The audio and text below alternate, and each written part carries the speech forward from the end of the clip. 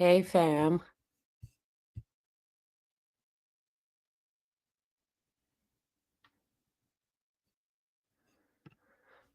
Thank you, Zainab. Thank you, Blee, for all your hard work. I wish you get.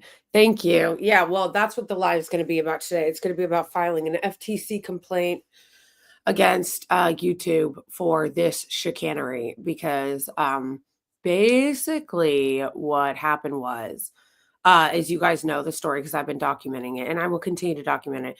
It'd be cool to turn it into a documentary if we could get a hearing. Want to get a hearing. I want to get a hearing, okay? The right wing always gets hearings.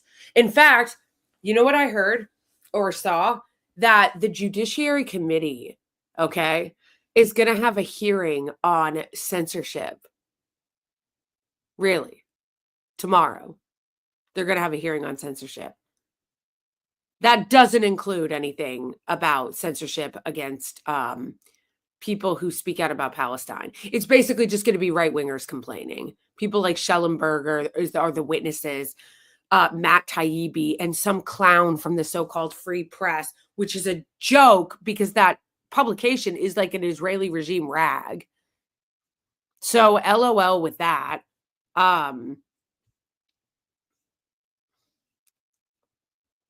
Good. If it's only 6 people on YouTube, good, because it's saying that there are 100 in chat right now, and I would like to see more people watching from Twitter or especially actually Twitch. Go to Twitch. That's what I want to see. I want to see people from Twitch.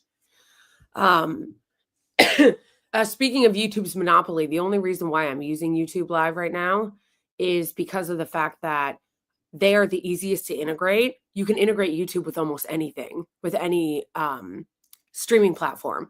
And of the fact that I want to document my fight with them. I want to document what we're going through, what we have been going through, and what YouTube has been doing. Otherwise, I wouldn't be going live here at all because of their chicanery.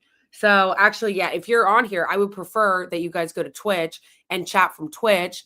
Let's see how many people are on Twitch.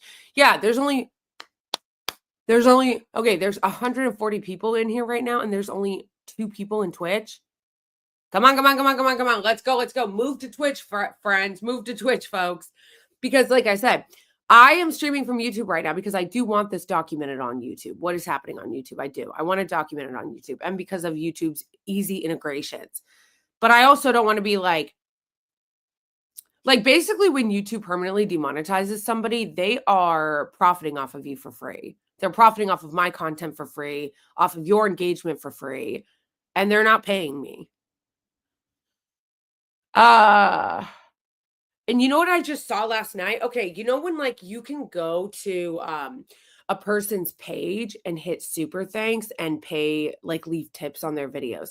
And I noticed, like, I'm a huge fan of the Electronic Antifada.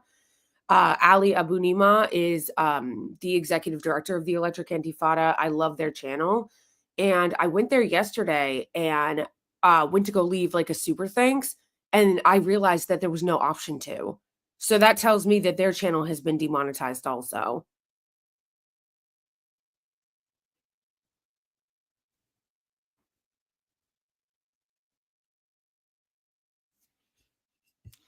I hear you, bro. But YouTube is owned by Google. So I know Twitch is owned by Amazon, but unfortunately, that's kind of the problem we're dealing with here is the monopolization of these platforms.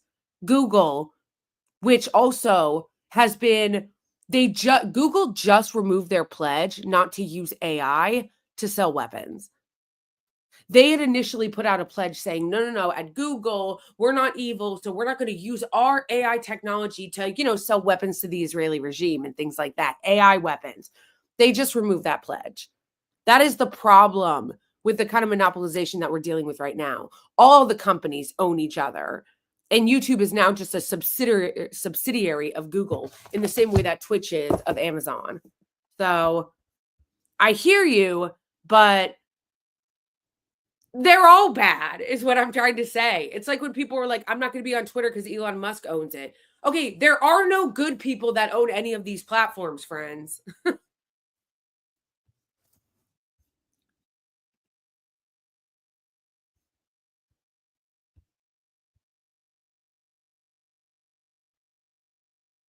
Yeah, but they don't have a First Amendment, so it pisses me off even more here. Like, yes, I know that there's crazy censorship happening right now in Europe, but like they don't have a First Amendment. We do.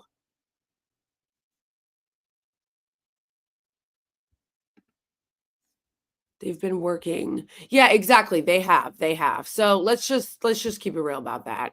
Hey. Okay, good. We have 6 in Twitch now. That's what I want. I want you guys to move to Twitch.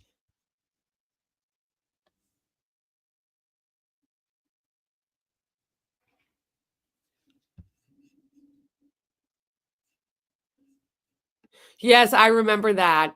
When Google changed their motto, they took "Don't be evil" off. Yeah, pretty dark. Um,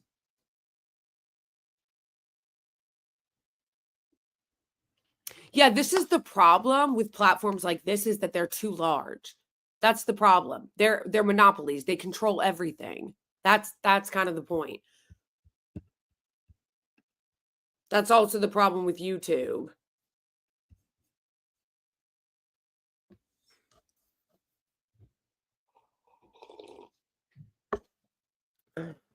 No. So anyway, their asses should be regulated is more like it, is what needs to happen. It's so dark in here. Hold on, let me get my I know guys that today is the Super Bowl. I know today's the Super Bowl, which my husband reminded me of. It's snowing in New York. So yeah, so we'll basically do a stream and do this, file this FTC thing, before the Super Bowl starts. Because I'm sure that some of you actually think it's the Super Bowl is interesting, even though I don't really understand why, because I think football is boring. I think all sports are boring, actually. Thank you, Anams. Thank you. Go to Twitch. Yes.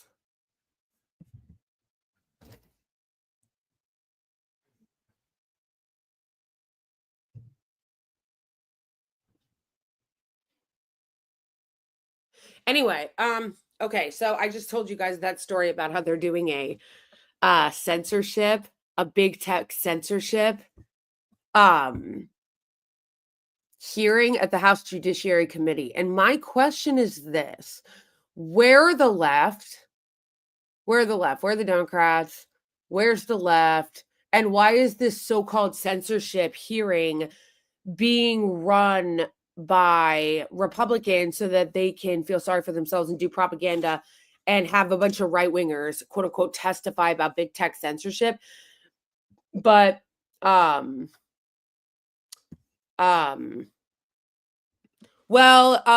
Latinos are just now starting to boycott Coca-Cola, they're late. They're late. We've been boycotting Coke because of their affiliation with the Israeli regime. So good for them. I'm glad they're finally boycotting Coke, but yeah, you are a little late because yeah, we've been done boycotting Coke. I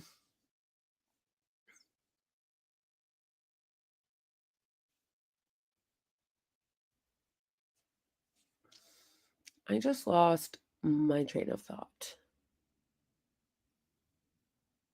Hey, Jamon. So, I just lost my train of thought. What was I going to say? So the fact that they're doing, oh yeah, that's what I was making fun of, the quote unquote big tech censorship things. So it's like, bro, tell me why Matt Taibbi and Schellenberger and whatever hack from the so-called free press propaganda rag on behalf of the Israeli regime, tell me why they get a hearing.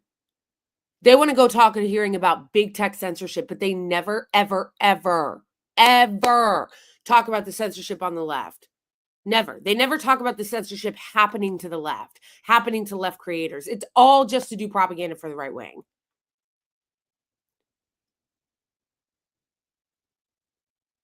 And if you're not boycotting, or I mean, if you're not talking about censorship as it applies across the board, then you're not talking about it at all. Like, you're full of shit.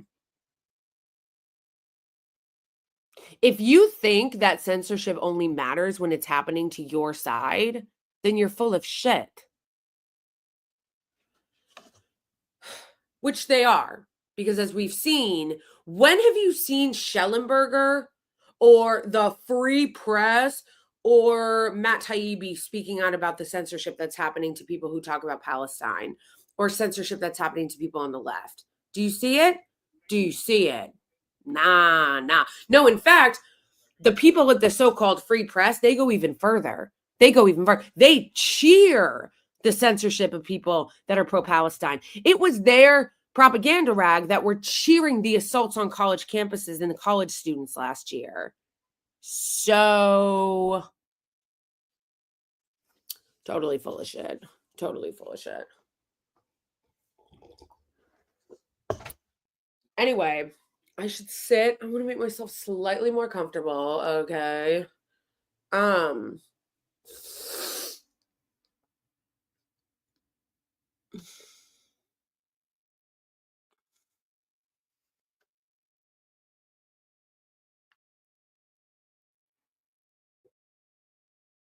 boycott.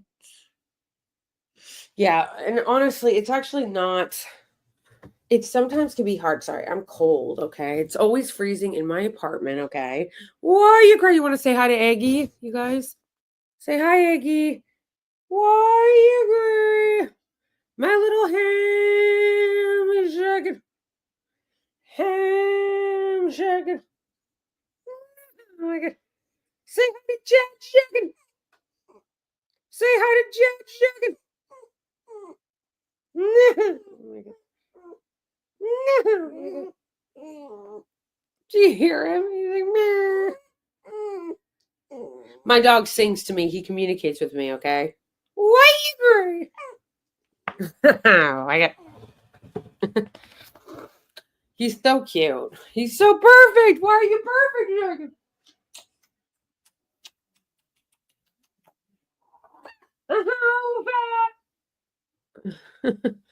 My little ham. Okay. Okay. What is it? Why you agree?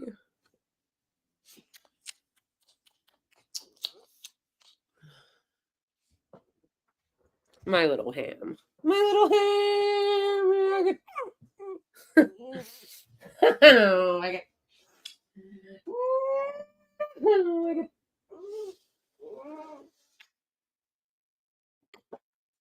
Anyway, wait, what's happening? Sorry, guys. You want to come down? Okay. Hold on, hold on. Let me situate myself in a way where I can sit with my dog. Guys, there has to be like a way, and I'm sure other people might know this who work on their computer a lot, to like stretch or exercise or do have some kind of exercise mechanism or stretch mechanism when you work at a job where you're sitting all the time or streaming all the time because it starts to hurt. Like my ass hurts. Oh my god. Why you great? Look at my little ham jacket.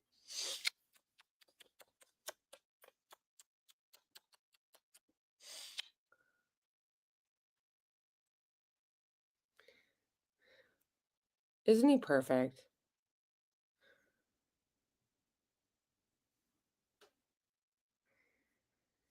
He's perfect. You're perfect, jacket.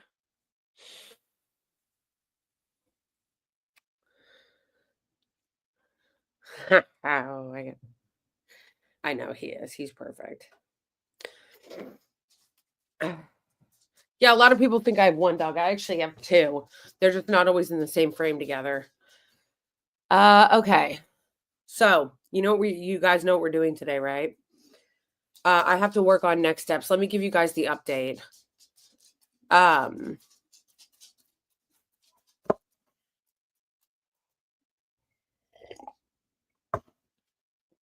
Let me give you guys the update. Ham jacket. Come here. Come here, Ham. Hey, Fallen SDK. Come on. Come on, Ham. Okay, so let me give you guys the update about what happened yesterday. So, basically, this is the third time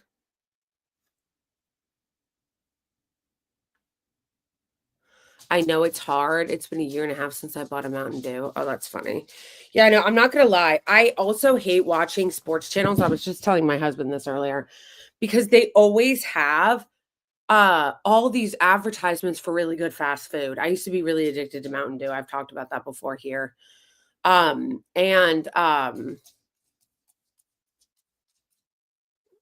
every time there's like a sports thing on, they always have like a million really good looking commercials of really shitty fast food. It's like, ugh, stop. Stop. All right, sit, Ham. Sit, Ham. Sit with me, Ham.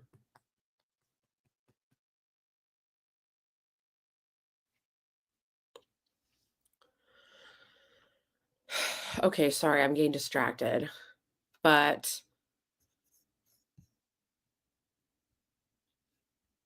go to Twitch if you're not already in Twitch. Thank you. We are trying to make Twitch happen. Okay, so I need to get another rubber band because this is bugging me. My hair is starting to get in that really awkward phase of long where it's like too short to do anything with, but too long to do anything with. Hey, Johan. Okay, anyway. Oh yeah, we're boycotting SodaStream too. I'm pretty sure SodaStream is a Israeli regime product. Okay, so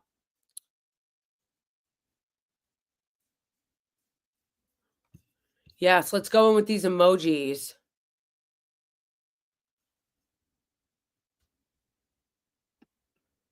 Okay, so just to give you guys an update on what was happening with YouTube. So basically, you guys know that the video got taken. I'm just recapping it before we do the FTC complaint. So just so you guys know, the video got taken down. It was total bullshit that it got taken down. They bypassed all their like enforcement mechanisms and permanently demonetized my channel, although they didn't actually tell me it was permanently demonetized until I contacted them. All the people that were paying members of mine on YouTube got emails saying that it was paused. And I have the screenshots, and some people even forwarded me the emails that they got from YouTube. So YouTube actually didn't even tell me I was permanently demonetized. What happened was my members got emails saying that my monetization was paused or their memberships were paused. I got an email saying that the monetization was paused. So none of them told me permanent demonetization until I contacted them and then asked what was going on and what happened to my video, because they should have never taken the video down. The video, there's nothing wrong with it. It doesn't do anything wrong. It's not doing what they claim, which is violent criminal organizations and promoting terrorism. Like, it's a joke. So anyway, the first review, they immediately rejected it, which I could tell no one actually reviewed it. Like, it was an immediate rejection. Then the second time, I fought with them enough to get them to get a human to review it. And then the human review, they said, was rejected. But again, they did not give me any explanation as to why. They were very vague and very fishy and very just like, it was very copy paste. So even though the guy told me that it was a human that reviewed it, it was just the same kind of vague bullshit, very, very vague, like copy and paste corporate speak. Like, it wasn't specific as to why they rejected it. It wasn't specific as to why it was even taken down or why they considered it violent criminal organizations. Like, nothing. Like, they didn't, there was no transparency. They would not answer also why, when I asked, why did you tell my members it was a temporary pause? Wouldn't answer. I asked, why did you tell my account it was a temporary demonetization or a temporary pause on my account without telling me it was permanent until I contacted you? Didn't answer. Then I asked, can you please give me some transparent details as to what you did, why you did this, how you came to this conclusion? Any transparency? Bueller? Nothing. Nothing. Nothing. Not transparent at all. So then, okay, so that all happened. We all know that happened. Okay, so fast forward to last week. Somebody who actually works at YouTube, I'm obviously like, I don't exactly like know who he is or whatever, but like some guy that actually works at YouTube internally said he would submit another appeal for them to re-review it to ensure that a human was doing it, right? So he's like, okay, I'll submit an internal appeal for you just to ensure that it's being human reviewed. They rejected it again. So that's third time that they have reviewed it and rejected it. And at least 2 of those were humans, with no explanation, of course. Just the decision is upheld. No explanation, no reason why, no transparency. No, okay, you did this to me, but you let all these other videos stay up. There's a ton of videos that are literally indistinguishable from mine. So why did mine get taken down and theirs didn't? So no answer, no answer, no answer, no answer. And so basically what I realized, or what I got to, because I'm taking this as it comes, right? I'm taking it as it goes. Look at how cute my dog looks in the background. Yikes. But I'm taking this as it comes. Okay. I'm taking it one step at a time, and then I'm evaluating what to do next. So basically, what I have done,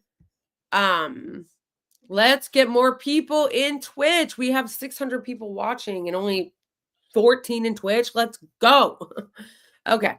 So, anyway, what was I going to say? Where was I? Okay. Help me stay on track, you guys. Okay. So, basically,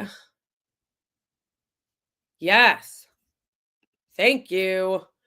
Okay. So basically, oh, I'm going to sneeze. Sorry.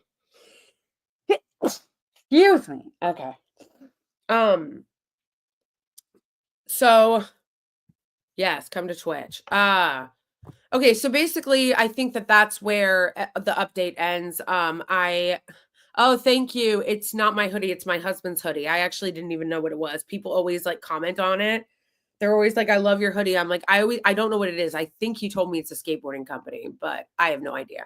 I'm just wearing it because it's really comfortable. You know, when you guys get hoodies and they're too thick or they're too like cumbersome, the material hasn't thinned like in a good way. I like this hoodie of my husband's because it's like, it's thinned in a way that's like comfortable. It's not cumbersome.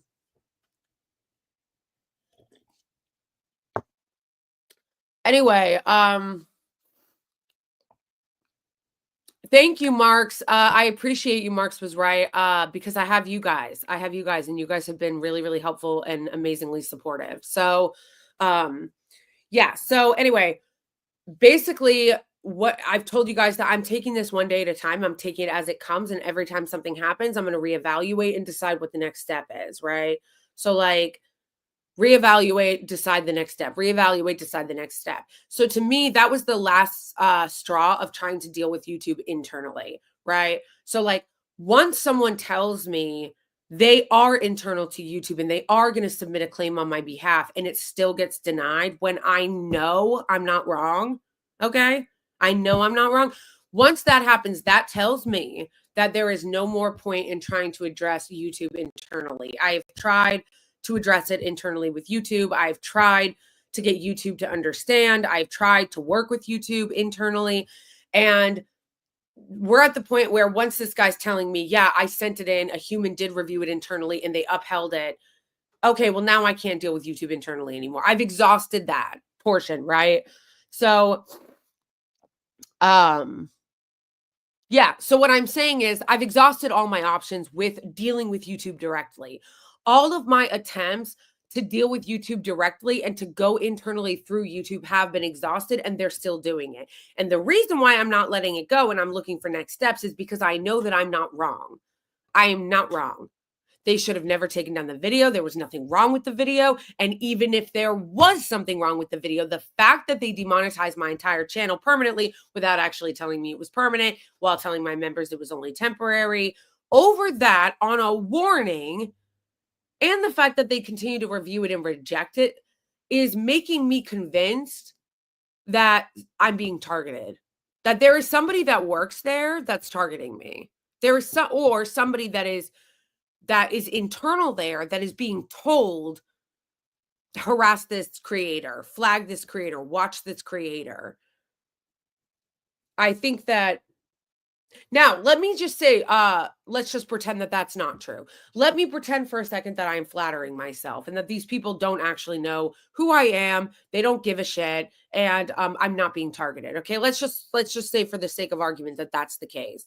It's still unacceptable because I'm not the only person that they've done this to. I can think of 3 creators off the top of my head that they did this to, and if it's not targeting me specifically, they're targeting people on the left who talk about Palestine, right?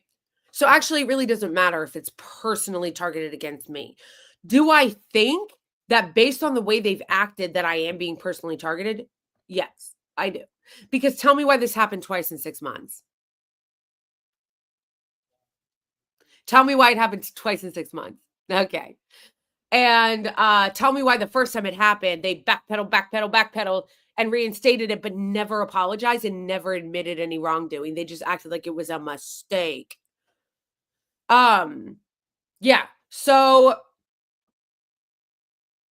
I am convinced that they are personally targeting me. But even if they're not, like I said, even if I'm flattering myself, they're not personally targeting me. They don't have any idea who I am, and it's not personal to me specifically. They are, I do believe, if it's not me, it doesn't really matter because I do believe that if they're not targeting me personally, they still are targeting pro-Palestine creators, anti-genocide creators, creators who speak out against the genocide, against the apartheid state, against the Israeli regime. They are targeting people who do that because, as I said, I know 4 other people who this has happened to just off the top of my head, and every single one of them were demonetized for that exact same reason as me. Every single one of them. So if it's not personal against me, it is personal against people who speak out against the apartheid regime. It is personal against people who talk about Palestine, and that is unacceptable. And they are using terrorism, they are weaponizing that. In the same way that our government weaponized the word terrorism to harass Muslim and Arab people for years after 9/11, they spied on them, they targeted them at their schools. That's exactly what big tech is doing now to creators. They're weaponizing the term terrorism to attack and demonetize and do basically economic violence against creators for speaking out about what's happening. Cuz remember, that's exactly what they did to just random Muslim people and random Muslim students after 9/11. They spied on them, they harassed them, they did all our government did all this fuck shit to Muslims after 9/11, illegally spying on them, illegally, doing all these violations of their civil rights under the guise of investigating terrorism. And that's exactly what the big tech platforms are doing now. They are using terrorism and violent criminal organizations as an excuse to target people that speak out against the regime and against the genocide on behalf of the Palestinian people, and using economic violence to do so and to silence people. Because again, this isn't just about them doing this to me or to the other creators they have done this to, hurting our livelihood, committing economic violence. It is also to send a message to other creators not to talk like that, not to talk about it. It's also to send a message. Because when other creators who I know personally see what's happened to me, they think twice before they talk about what's happening in Gaza because they don't want this happening to them. Understandably, they don't want it to happen to them. But you don't think that this is meant to also send a message?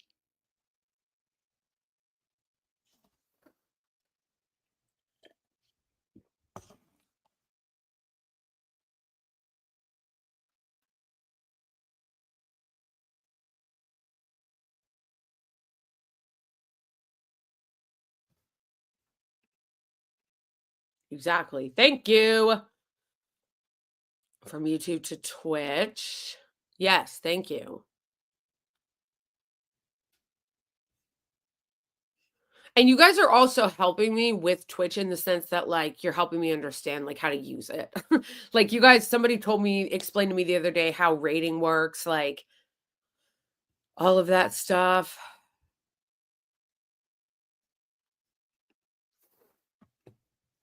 They use what's called the accusation in a mirror or blame the victim of hate speech and incitement. Yeah, exactly. That's exactly what they do. It's all projection. It's all projection because they do insane shit. Like, some of the things that people post on YouTube and get away with is insane. Like, Ethan Decline is out here harassing Arab channels. Literally. Like, just out, he's on his live streams harassing Arabs. He went on this guy's channel. I'm forgetting the guy's name. He's a small creator like me, and he's some Arab guy. And I'm forgetting the name of his channel. And he was telling his followers to mass report this guy's channel.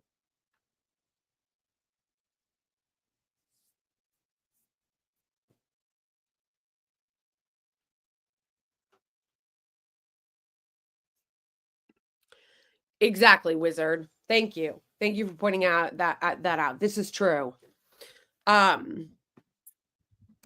I really want to share with you guys the interview I did with Pastor Ben Dixon. I don't think he's put it out yet though, because he said something like this when he interviewed me and I was on his show and we kind of talked about this. But I looked at his channel. I don't think he's posted the interview yet. When he does, yeah, let me know.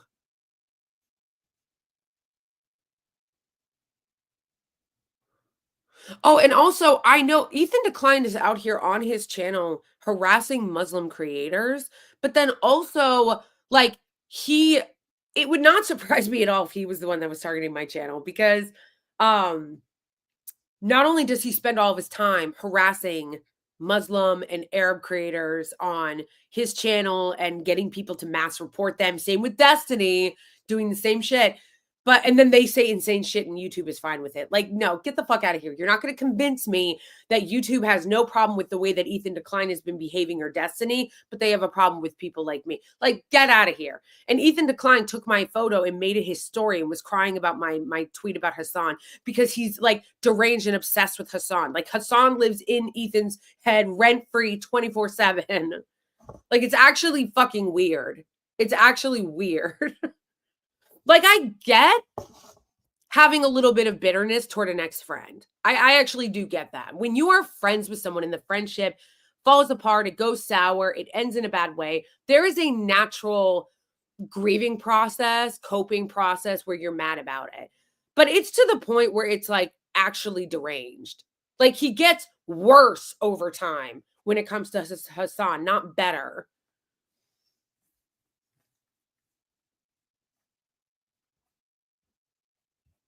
And yes, somebody said to me the other day, like, oh, why'd you defend Hassan? He's a large creator anyway. He doesn't need people to defend him. And what I have to say to that is actually, no, you should, because when Hassan is being harassed and attacked by people like Destiny and Ethan Decline, sicking all their followers on him and trying to get him kicked off of Twitch or get boycotts of their advertisers and shit, you should care because if they can conduct that kind of harassment campaign that is solely based off of his identity and what he talks about, like standing up for the Palestinians, what makes you think that they're not going to continue to do that to people much smaller than him? No, no, no, no, no, no, no. No, I don't care if he's like the largest creator. People should still be standing up for him and speaking out against that because it's insane and it's bigoted. And they shouldn't be allowed to just like do that.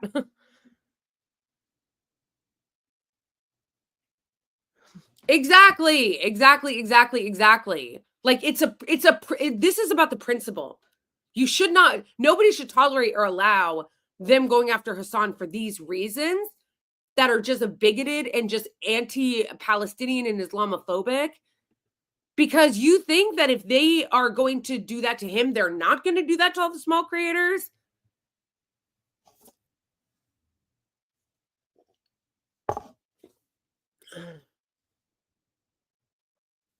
Yeah, it's wild.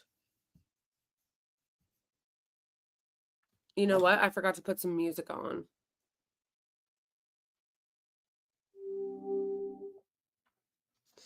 And once again, this is another reason why we're whoa. Bro, I don't know what my sister did. I do not know what my sister did.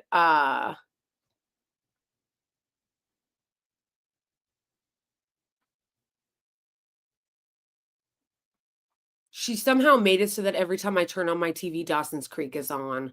Like, I don't understand. Like, it's crazy.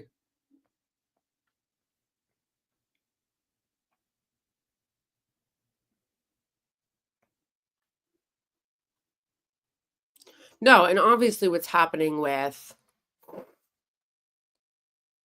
YouTube is just insane. Like the double standards are you can't argue with the double standards that are happening. There is no argument with the insane double standards that they're employing here. Like it is so easy to just go on YouTube and look up insane things that the right wing are saying. Insane things. And YouTube has no problem with that. It's like, no, no, no, no, no, no. Or just sensational things that they protect because they're large. And that's not supposed to be the point.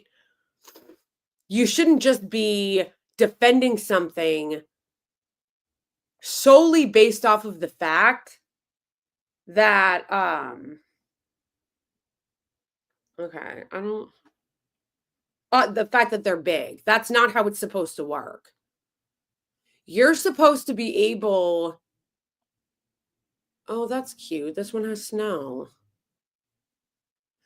You're supposed to be able to grow on YouTube and have a YouTube presence regardless of how small you are, and they shouldn't be giving special privileges and treatment to people just because they're larger, which they clearly are because there are things that are said on, you know, Steven Crowder's channel, Ben Shapiro's channel, Pierce But Do You Condemn Hamas's channel, PBD's channel, that Candace Owens' channel that they allow simply because they're larger, and that's not supposed to be how it works.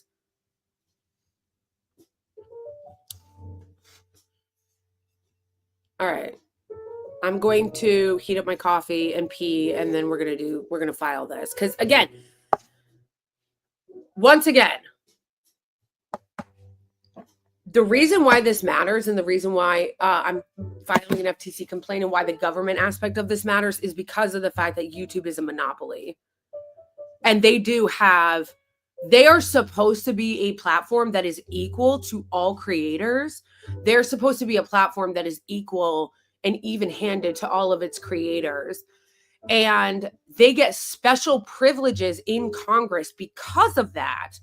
They're not held liable for things that people say because of the special privileges that they get through Congress. And their monopoly, which they shouldn't be, that's supposed to be illegal, and they dominate the video space. There's no one that can even compete with YouTube.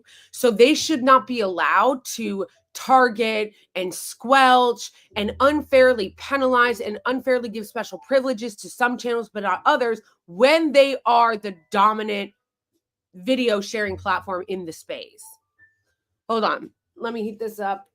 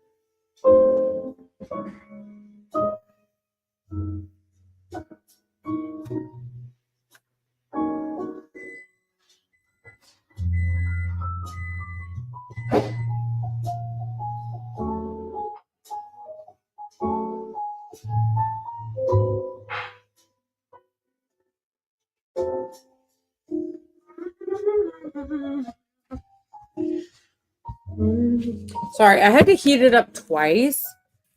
I had to heat it up twice because I do not like any kind of in between coffee, right? Like, I either want my coffee to be ice cold or scalding hot.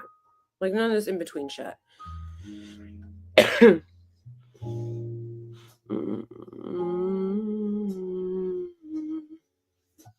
Anyway,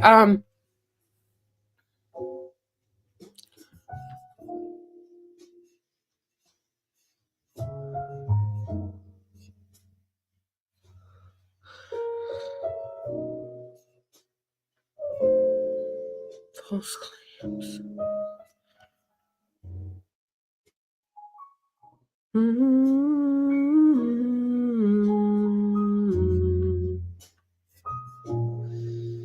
Yay, 17 on Twitch now. Woohoo.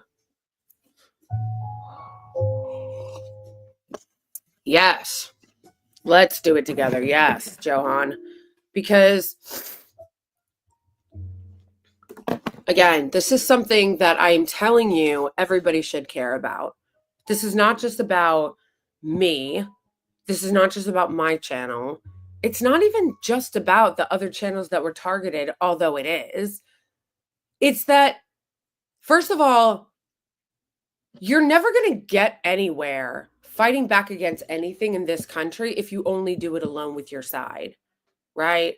So, like, you see some people on the left advocating for censorship when it's people on the right that they consider dangerous. And then you see a lot of people on the right cheering when people on the left are censored because they're like, haha, we don't care, you're woke. But it's like, okay, if you're in either of those camps, of being okay with speech being censored, depending on who it is, you're a clown. You're an idiot. And you also are unprincipled. Because if you believe in the First Amendment, if you believe in free speech and free expression, you should believe in it regardless of who its target is. Right? Like, you should hold that principle across the board, regardless of who it is. And again, on YouTube, it matters the way that they are employing this double standard against creators because of the fact that they dominate the video sharing space. They dominate the video sharing platforms. There is nothing that can compete with YouTube. So by them doing this to creators, um, not only are they committing economic violence against creators and purposely sending a chill down the spine of other creators who may want to talk about what is happening in Palestine, what is happening, with what the Israeli regime is doing and what our government is aiding and doing. They're sending a chill to them saying, don't talk about this, or this might also happen to you too, this economic violence that we're committing against other creators. But again, it's also unfair because it is all these double standards that they are not enforcing across the board. So, first of all, YouTube shouldn't be being a monopoly in general. Like, that's not even supposed to be a thing, but they're still getting away with it. And a lot of that has to do with the fact that Congress has not passed laws or any kind of regulation or antitrust enforcement against these companies. And that's number one. Number two, they shouldn't even be a monopoly. But again, if they are going to have rules, they need to be fair in the way that they enforce them. Also, I don't think that it's fair for YouTube to be able to permanently demonetize anyone when they own this much market share. Like, they dominate the video sharing space. So you can just permanently demonetize somebody on a warning and just like basically ruin their channel, destroy their channel on a warning when you are the ones who dominate the media space. That's not fair. And that doesn't mean that because I've heard some people say like, oh, but what about whatever, like person who does something cray. Yeah, that's ridiculous because again, there's supposed to be levels of enforcement mechanisms to go through, right? So like no one's saying that these platforms shouldn't have rules or that if somebody is doing fuck shit on there all the time that eventually they can't be demonetized or even banned from the platform. But there should not be permanent banning of people or permanent deplatforming of people or permanent demonetization of people, especially on a first warning or even a first strike. Like there should be a fair mechanism of enforcement. Like you get a warning, then you get a first strike, then you get a second strike, so that the people that finally do get to the point where they're demonetized or banned are getting there because you know that they continue to break the rules over and over and over and over again. What I'm saying is the threshold should be very high. When you're a company like YouTube and you own that much real estate in the video sharing world, and you can make or break or destroy somebody's entire income and platform, the threshold to be able to destroy them should be high. Do you guys see what I'm saying? So I'm not saying that like somebody should be able to go on here and like, wield a weapon and threaten someone. Like that's not what I'm saying. But what I'm saying is if you have people doing that or breaking the rules or whatever, there should be an enforcement mechanism that is fairly enforced across the board. And that the threshold of actually banning somebody or permanently demonetizing them should be incredibly high because of the fact that YouTube is such a dominant force in this space and a monopoly.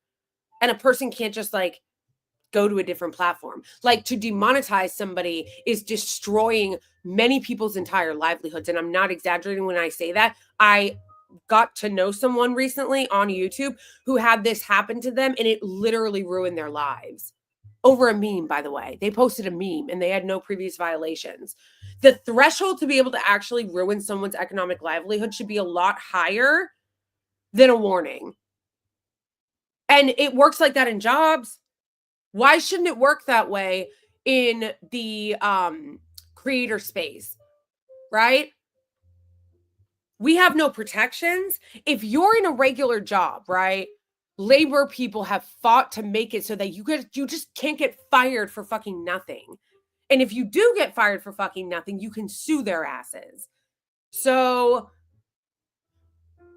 the reason why YouTube has been able to get away with the things they've been able to get away with, and Facebook and Instagram and other, lesser mechanisms, is because of the fact that they get a lot of goodies and free passes from our government. There's no enforcement on them.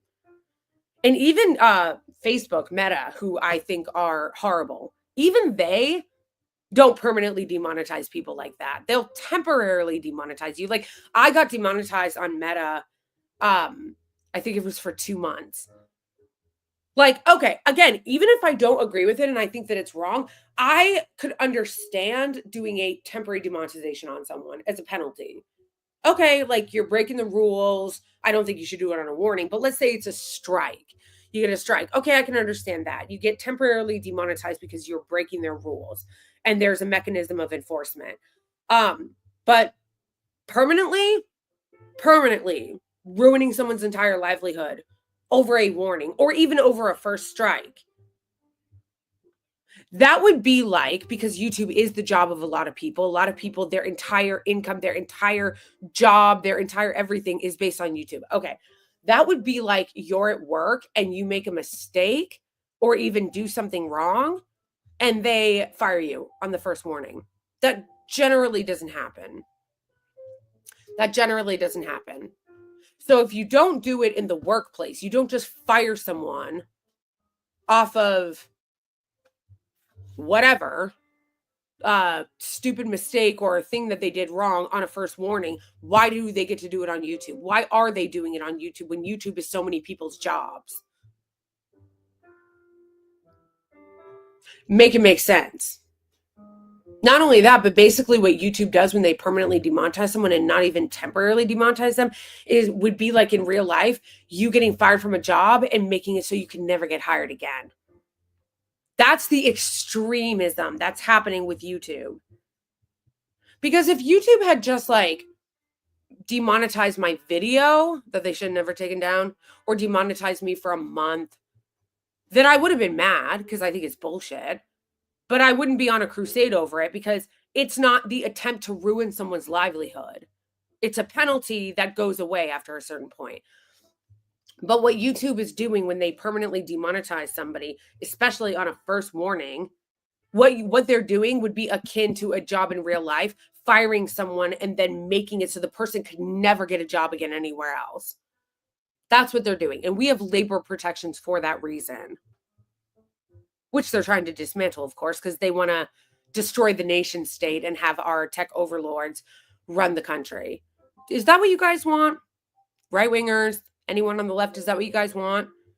Our country to be totally destroyed, nation states to be destroyed so that it can be replaced by tech feudalism and we can be run by our tech overlords? We know what that's like, guys. We know what that's like, okay? It's not like if somebody had proposed the tech feudalism kind of bullshit in like 2009, I could understand people being suckered into thinking it might be a good idea. You should never think that now because we have experience as a country seeing what happens when big tech is in control. What have we seen?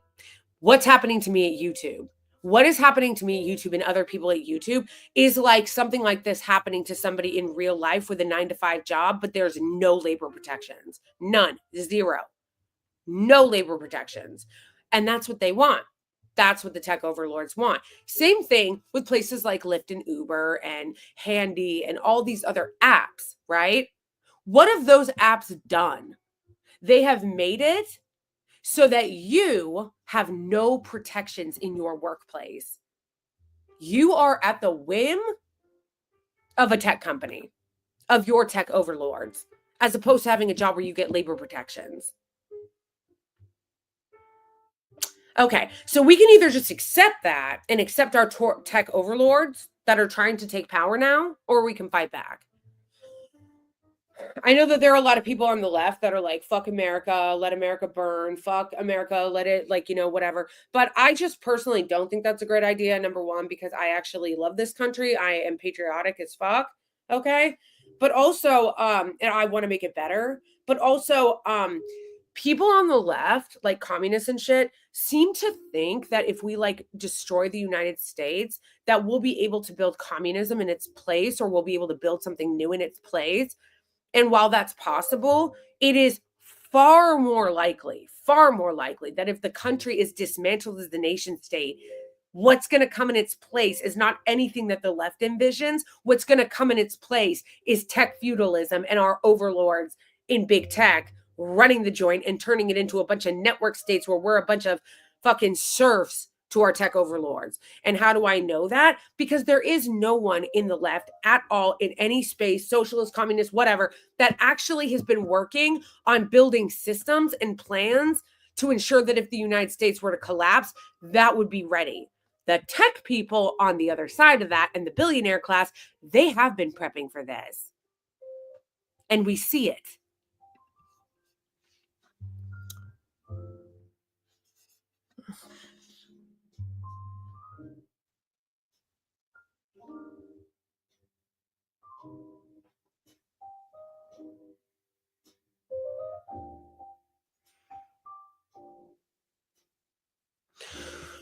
No, I totally understand what you're saying, Hassan's poop sick, because I hate it too. I hate it too. I hate and I love it, right? Like, I love this country. It's the only thing I've ever known.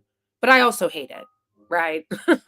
I hate it too. I fucking hate our system. I hate this capitalism, late stage collapsing empire hellscape, the white supremacy, the fucking corporate overtaking of our elections. Like, there's obviously a lot wrong. But even with all that being said, I still don't want it taken over by tech overlords in network states. Does anybody even know what I'm talking about when I say that? Does anybody know what I'm talking about when I talk about the tech feudalists wanting to take over the country, dissolve it as a nation state, and make it into network states?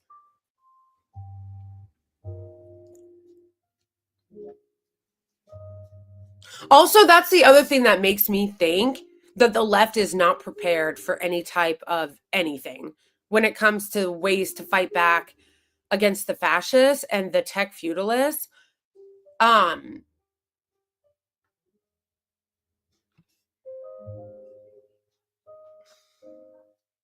Speaking of tech feudalists, Mark Andreessen, this is obviously not the Mark Andreessen who's a tech feudalist overlord, but Mark Andreessen is also incidentally the name of one of these tech feudalists.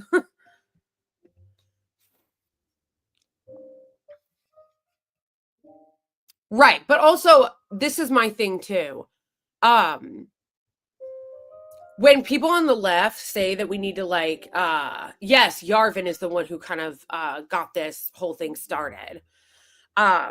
He's the, I don't know, what would you call it, godfather of the whole thing, or the inspiration to all these people.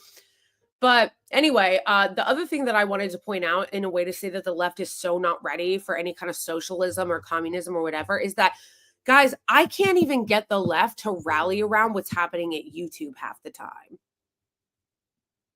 I'm supposed to believe that you guys are ready for some type of socialism organizing or communist organizing when I can't even get people on the left enough to rally around what's happening at YouTube, which is just a microcosm of what's happening in the country. What is happening at YouTube? What's happened to me and other creators who have been speaking out against what the Israeli regime is doing in Palestine? That is a itty bitty microcosm of what is happening in the United States broadly and what is happening with monopolies in this country and what is happening with our tech overlords. And I can't even get the left to care about that or rally around that. I can't even get large left creators to talk about that. I can't even get Silly and Billy to talk about it. But I'm supposed to believe that the left is ready for some kind of communist, socialist revolution. Come on. Yeah.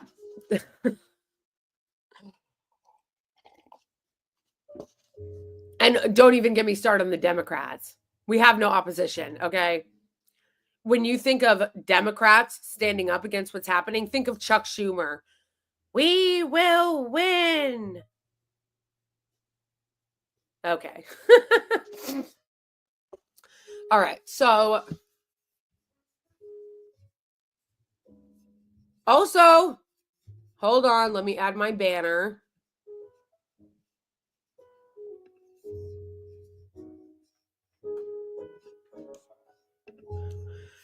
That you can become a member and support this work, support me, support my work by becoming a paid member on Patreon or on Ko-Fi. support my channel and since all my YouTube memberships got taken away. All right, so, and also follow me on Twitch. If you're not following me on Twitch already, please follow me on Twitch. All right, I'm going to turn this down because you guys want to hear. And maybe you guys can kind of help me come up with next steps after this, right? Like, I don't really.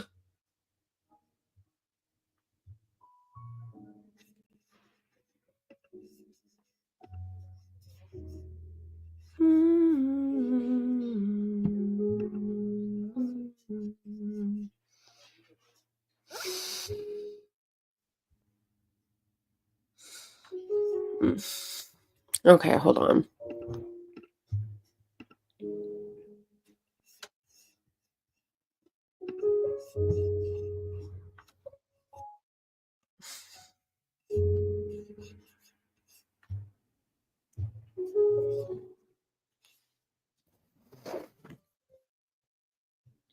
I just lost my train of thought, you guys.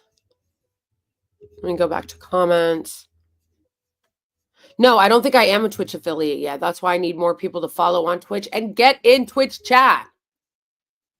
Get in Twitch chat. How tall am I? 5'4". Why?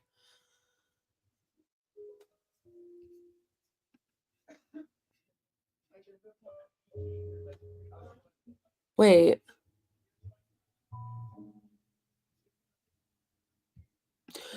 You need to start a subscription. People will pay to be a subscriber every month. Yes. So I think you're talking about being a subscriber on Twitch, like a paid subscriber, the same way you can pay to subscribe on YouTube, which they took away from me. I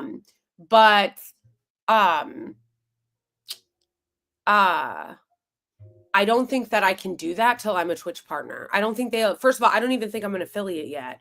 You have to get a certain amount of hours of watch time or whatever before you can become an affiliate. And you also need a certain amount of hours or comments or engagement in the comment section before you can do that. But I think in order for people to have paid subs, you have to be a partner, not an affiliate. But you can correct me if I'm wrong. I might be wrong about that. I agree with that. The left is terrible at this. The right is so much better at it. And sometimes you hear leftists make excuses and cope and go, well, that's because the right's homogenous and, they're just like, white Christians and the left is so diverse and that's why we can't have that. Like bullshit. That's such copium. We could have a much tighter, like cohesive message, especially since it's also cope. To say that the only people on the right are just white people. Like it's so cope. Like the right is continuing to pick up Black American votes, maybe not women, but they're continuing to pick off Black men and they're continuing to pick off Latinos, both men and women. And they are now picking off Arabs and Indian Americans. So, and they still have a cohesive message. So I'm tired of that cope from the left. Oh, the reason why we're so fucking disorganized is because we're so diverse. Get it together.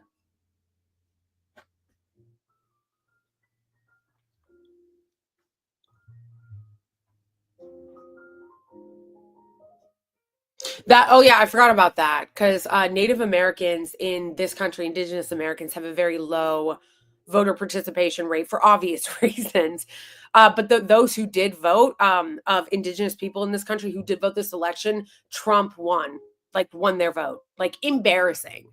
And that to me, I know loser Democrats like blame the voter, but to me, that is not on people who are Indigenous who voted that way in the same way that you see all those people voting in Texas, that's a majority Latino districts that voted for Trump. And they go, oh no, they're just sexist, machismo Latinos. Like, no, it's you. It's you. Look inward. Stop blaming people because you suck. Oh, speaking of which, did you guys see that Bakari Sellers clip? Maybe we can have that for dessert. Okay, I got to file this FTC complaint with you guys, but maybe we can do that for dessert. We can watch that Bakari Sellers clip and make fun of it. Bakari Sellers really went on CNN and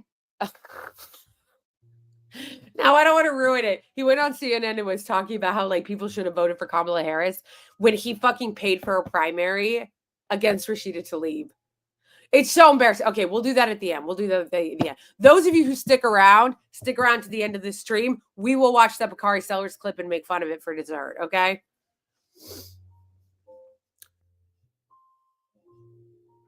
I don't think Native Americans are asking for half the US, is my understanding. But I'll tell you what I am tired of. Democrats doing land acknowledgements when they have absolutely no intention on doing any land back. That I'm tired of.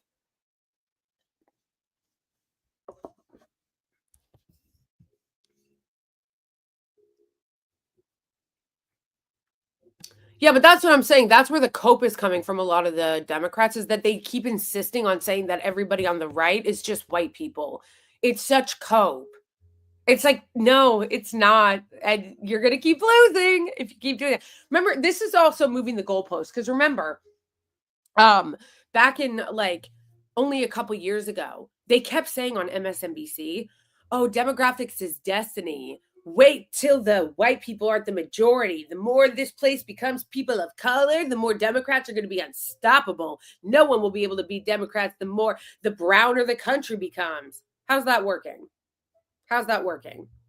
Yeah, it turns out that a lot of those people that you thought were just going to automatically vote for Democrats didn't. Democrats have a 31% approval rating. It's like fucking embarrassing.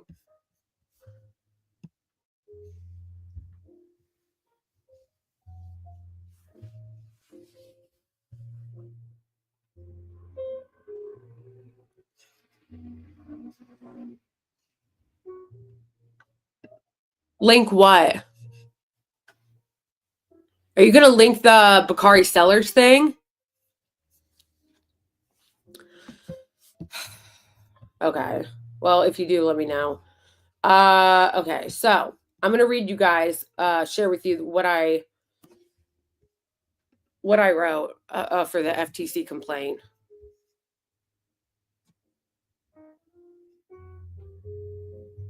Yes, and I also want to target this at our lawmakers too, because if the right wing can get sexy hearings all the time, okay?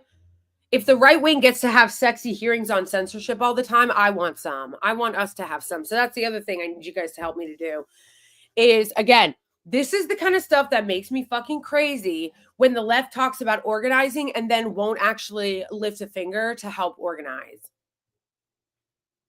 You know what I want to organize? A hearing on Capitol Hill. I want to organize a hearing on Capitol Hill going after talking about censorship, talking about the targeting and censorship of left voices. Okay?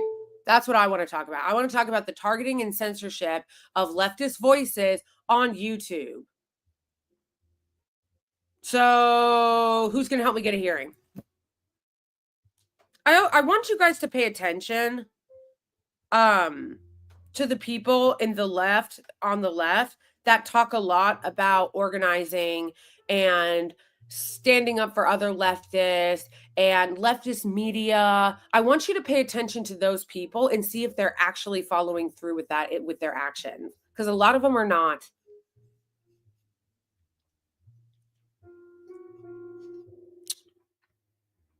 We're going to figure it out together, Sonny. We're going to figure it out together, how to get a hearing together. But what I'm saying is, you'll notice that there are a lot of people on the left, in leftist media, leftist commenters, commentators, even Democratic politicians, that claim that they're all about standing up for the left, fighting for the left, organizing movements, organizing for issues, organizing for campaigns to fight back against the Republicans, organized campaigns to fight back against things like big tech. But then, when you see someone like me who is basically saying, I want to get a hearing on Capitol Hill, help me organize this, and all of a sudden they're nowhere to be found. They're nowhere to be found. When you say, ask them this, okay? I want you guys to ask some of the other creators that you like on the left this, some of the liberal creators, some of the leftist creators this. When you guys say support other left creators and organize, do you mean that they have to be well known?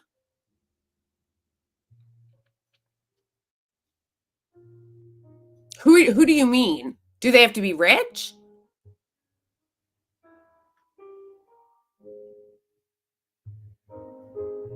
Oh, I saw this. I saw this. Yeah, that was so embarrassing.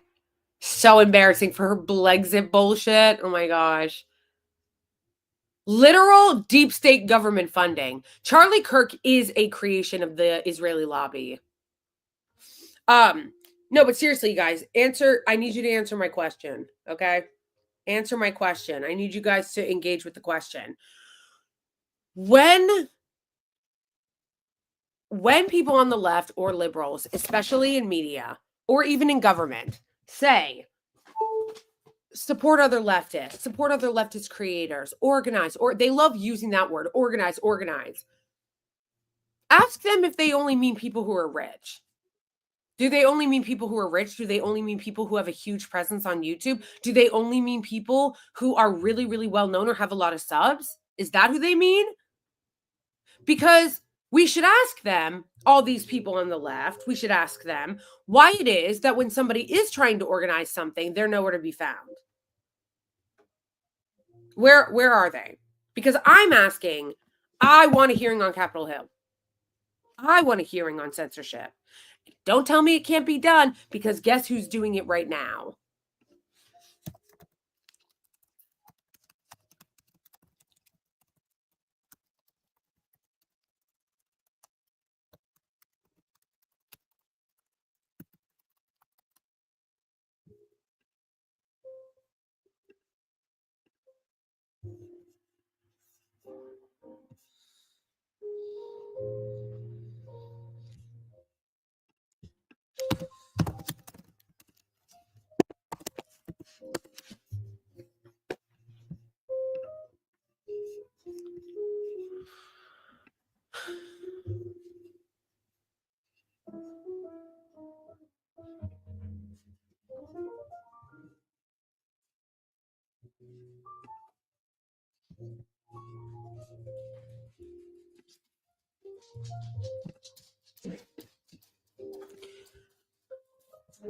Tell me what this is.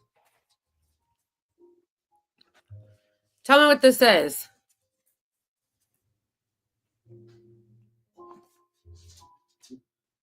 Let me read this to you guys really quick. Twitch is working. I see a bunch of people in the comments in Twitch. Venom.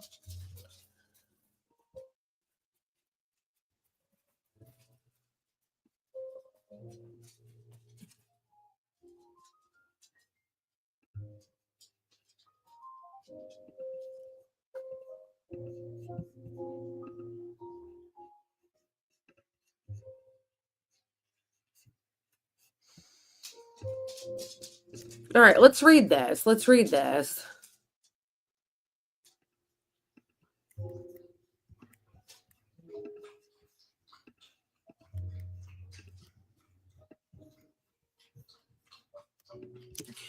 censorship industrial complex. There will be a hearing on Wednesday, February 12th at 10 a.m.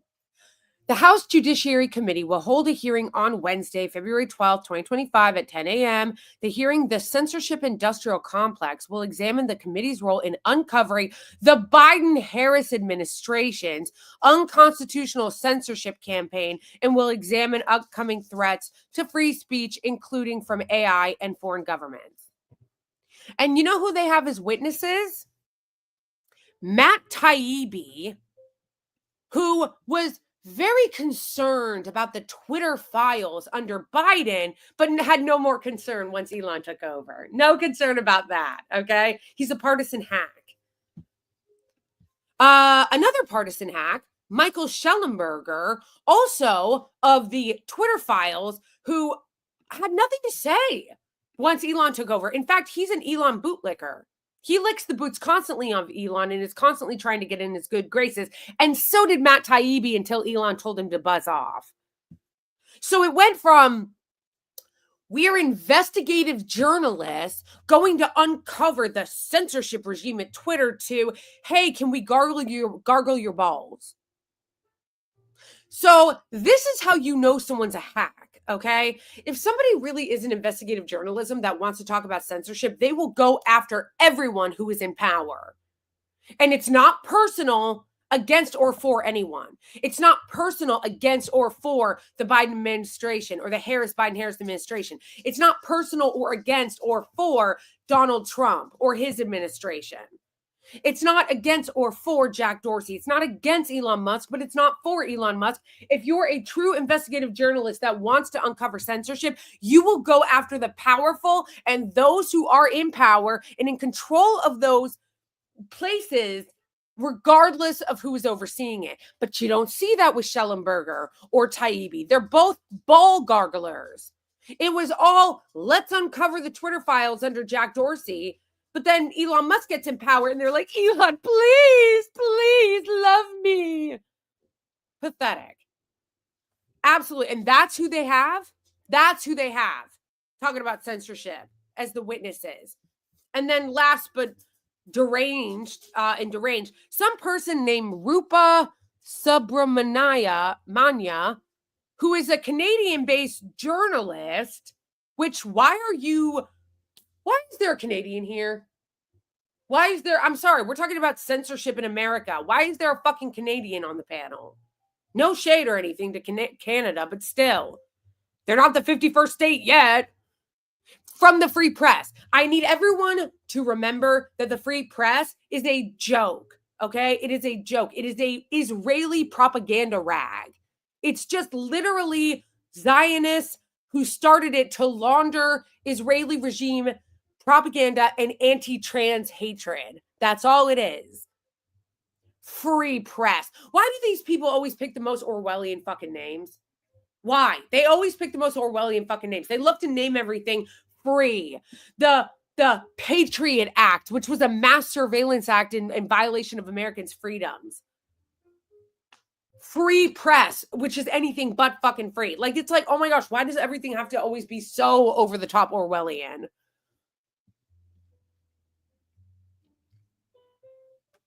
Anyway, my point is, no, all these people are cucks too, okay? All of them. Okay, did you guys not see Andrew Tate, Mr. I'm such a bad boy. I go out there. I don't care.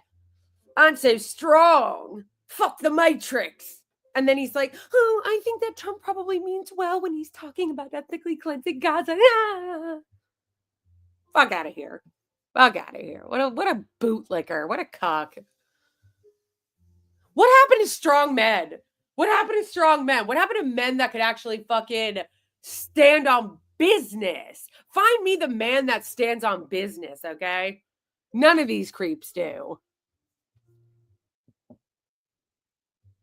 No. He's not a journalist. He's like a alleged sex trafficker. But somebody brought him up in chat. Anyway, I need you guys to explain to me why these clowns are the ones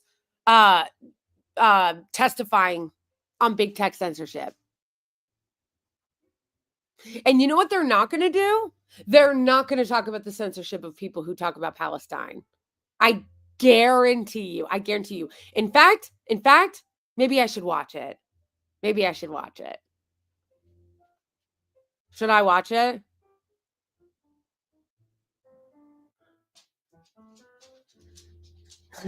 Should I watch it? Because I guarantee you, there will be no one there talking about the censorship of Gaza and Palestine. Yeah, why isn't there like a Gaza journalist there to talk about it? Why didn't they invite Richard Medhurst? I mean, I know he's British, so it's like a different thing, but like, okay, why didn't they invite what is that guy's name who's also a journalist of this that they've been targeting? Forgetting his name. But why didn't they invite any pro-Palestine people who have been being censored? Glenn Greenwald, they could invite him. I don't think Glenn Greenwald is living in Brazil, but he is American. I don't think he like gave up his citizenship. Ali Abunimah, yes. Why didn't they invite him? Why didn't they invite him to talk about it? Why did they only invite?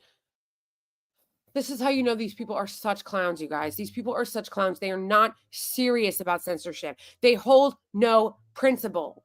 They hold no principle. I will defend Glenn Greenwald because even though I have criticized Glenn a lot for a lot of things that he did, especially regarding caping for Trump, but Glenn has at least been consistent on Palestine and speech. He's been consistent. He's been the only person, like even like on the right, that has been consistent on the free speech issue. All of the other people have outed themselves as total frauds. So I give Greenwald credit for that he has stood on business when it came to that. But you should connect with the founder of the boycott app.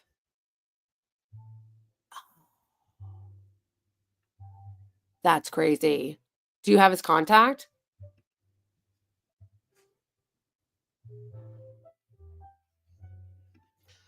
Yeah, no, that's true. Okay, so my point is, how you know this hearing is bullshit is because they don't have any serious journalists on here who are committed to being anti-censorship across the board.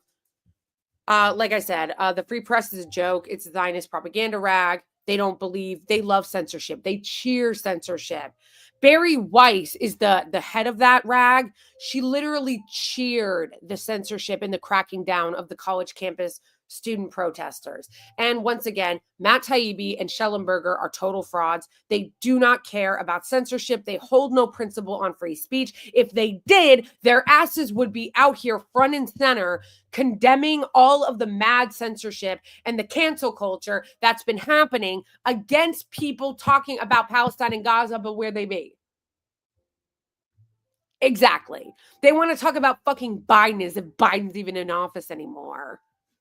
Please, please.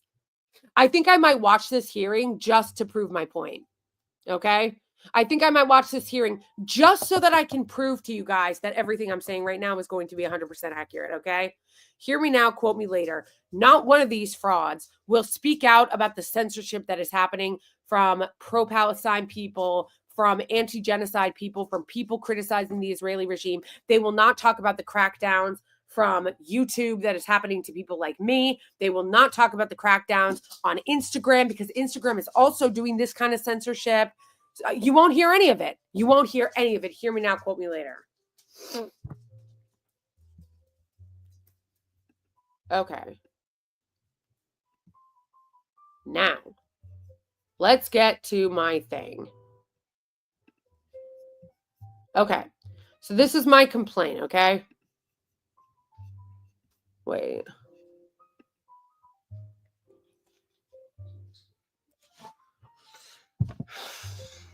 No, you guys, I told you. So this is step 1 today, is going to be filing the FTC complaint. And then my second step is trying to get a hearing. How we just talked about how those clowns are going to have their little fake hearing on Capitol Hill where they just do propaganda for the right wing. Finally, sorry, I know I talk a lot. I know, I talk a lot, I know. Okay, but okay, so this is step 1, guys. Step 1 is going to be filing this FTC complaint against YouTube. Step 2 is going to be trying to get our own hearing on Capitol Hill. Because again, the hearing that's going to happen on the 12th by all those shills has nothing to do with free speech or censorship. If it did, I would cheer them on. I would cheer them on. If Matt Taibbi and Schellenberger and whoever this free press person is actually gave a fuck about censorship and free speech, and they were there to fight against censorship on the right and the left, and the censorship of the left or of pro-Palestine people, then I would cheer them even if I didn't like them, because I would be like, you know what? They're standing on business. They're defending a principle. But they're not. Congress doesn't care about it. The right-wing Congress members don't care about it, and neither do any of those 3 witnesses. What they care about is doing propaganda for the right wing. That's what they care about. They care about doing propaganda on behalf of the Republicans. They care about doing propaganda on behalf of the Republican Party. Not just, last thing I'll say about it, and then we'll read it. What these guys and what this hearing is for is to do propaganda on behalf of the Republican Party and against the Democrats, as opposed to people like Ali Abunimah from the electronic intifada criticizes people from all sides. Ali Abunimah and the electronic intifada criticize the Biden administration just as ferociously as they criticize the Trump administration. They hold a principle about free speech and expression across the board. So that is how it's actually really easy to see how somebody is a hack and that they don't mean the thing about free speech. It's actually a lot easier than you think it is. All you have to do to see if somebody actually holds a committed position on anti-censorship and speech is if they hold it across the board. Do they hold it for the left and for the right? Or do they only hold it for the right and they love to see it weaponized against the left? Because I guarantee you that's what it's going to be on Wednesday. It's going to be a hearing where they do not talk about censorship of the left, do not talk about censorship happening to pro-Palestinian channels and people online. And all they will be doing is talking about censorship of the right so that they can weaponize their power against the left, and Democrats and their other perceived enemies. There is no principle here, none. Yeah, people like Rave fucking Dubin and shit who made millions off pretending to be for free speech and then have nothing to say. Okay.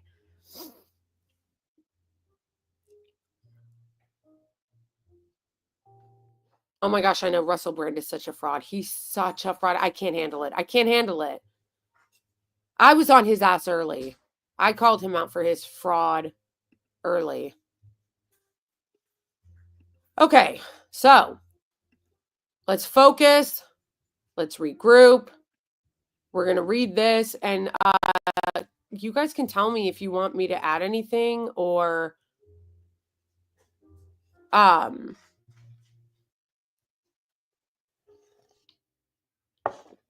Frizzle, I'm not going on Wednesday. Come on. Yeah.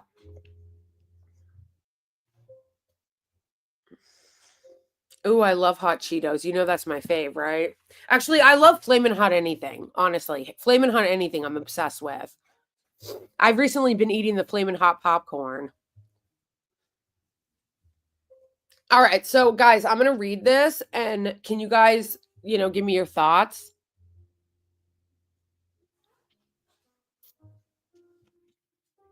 No, there is a hearing on Wednesday of a bunch of hacks. I said I want us to get our own hearing on censorship because the censorship hearing that they're doing on Wednesday is just a chance for right-wingers pretending to be journalists to go there and do propaganda on behalf of the Republican Party. It's not about free speech at all. It's not about censorship at all. I'm saying we need to get a real one, our own. Are we supposed to boycott Doritos? If we are, that's kind of sad because I also love Doritos. Okay, I gotta do this because I don't want to get I'm gonna allow my husband, because I am a very, very good spouse, to watch the Super Bowl. He's really lucky to have me, as they say.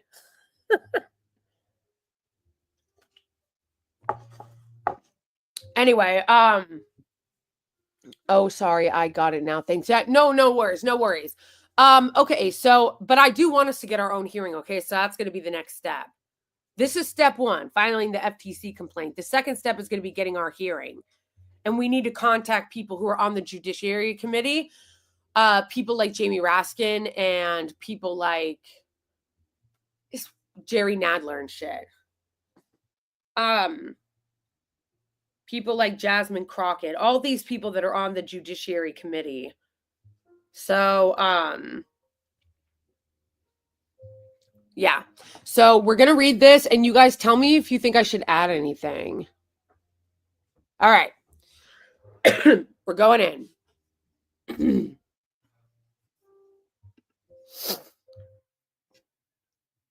FTC complaint against YouTube LLC, Google Alphabet Inc., company information, and then I put just their address and their website, blah, blah, blah. Summary of complaint. YouTube has engaged in unfair, opaque, and arbitrary enforcement of its own monetization policies, resulting in the permanent demonetization of my channel twice within 6 months, which is so sauce, without a clear explanation or fair appeals process.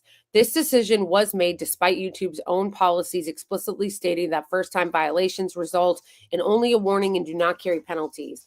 This pattern of behavior highlights serious concerns regarding YouTube's lack of transparency in due process and enforcement actions, selective and inconsistent application of policies that disproportionately harm smaller creators, the economic harm caused by YouTube's unchecked monopoly over the digital content marketplace. By permanently demonetizing creators after only a warning, YouTube is effectively stripping content creators of their primary source of income in an industry that they dominate. There is no meaningful alternative to YouTube platform for video content creators, meaning demonetization is functionally an economic death sentence. Targeting of smaller creators with extreme penalties. YouTube has permanently demonetized my channel twice only after a first-time warning, despite their own guidelines stating, if this is the first time violating the community guidelines, you likely will only get a warning with no penalty to your channel. Many larger creators and media companies have uploaded content that is identical or similar to mine without facing demonetization. Or forget just demonetization, they don't even have the videos taken down, while others continue to operate under the same policies. No transparency or due process of enforcement. YouTube has refused to provide any specific details on how my content violated their guidelines. My attempt to appeal has been met with vague and dismissive responses that do not address the contradictions in their policies. Even when I completed YouTube's required training following the warning, my channel remained demonetized without further explanation. Selective and inconsistent policy enforcement. YouTube has a documented history of uneven enforcement where smaller creators are disproportionately affected while larger creators benefit from leniency. There are countless documented instances where YouTube has allowed larger creators to post similar content without penalty, reinforcing the claim that YouTube does not enforce their policies fairly across the board.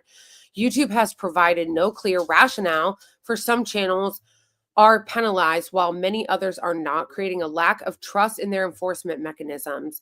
YouTube's monopoly over digital video content and the destruction of livelihoods. YouTube dominates the digital video content industry, meaning demonetization is not just a policy decision, it is the elimination of a creator's primary source of income. The argument that creators can just go to another platform is not valid when no other platform offers the reach, infrastructure, monetization potential that YouTube does. By imposing harsh permanent penalties without transparency or a fair process, YouTube is exercising monopoly-level control over who gets to participate in the digital creator economy.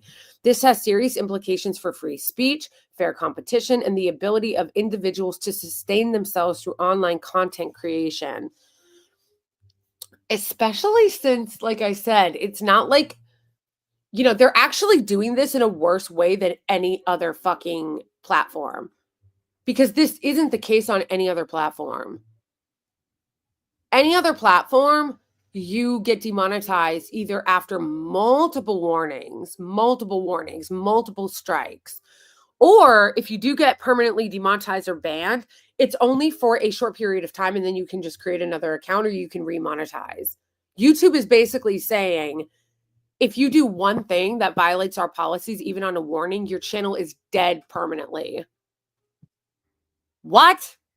And again, this is not like, if you think that's okay, you're crazy, because that is literally, if that can happen to me, that can happen to fucking anybody, and just destroy their entire lives, as it did with this guy that I talked about before.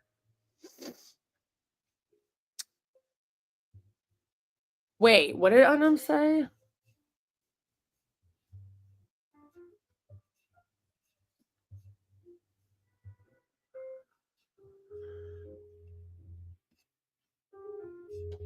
Oh, okay. Anyway, friends, reminder to come to Twitch instead of YouTube or even X. And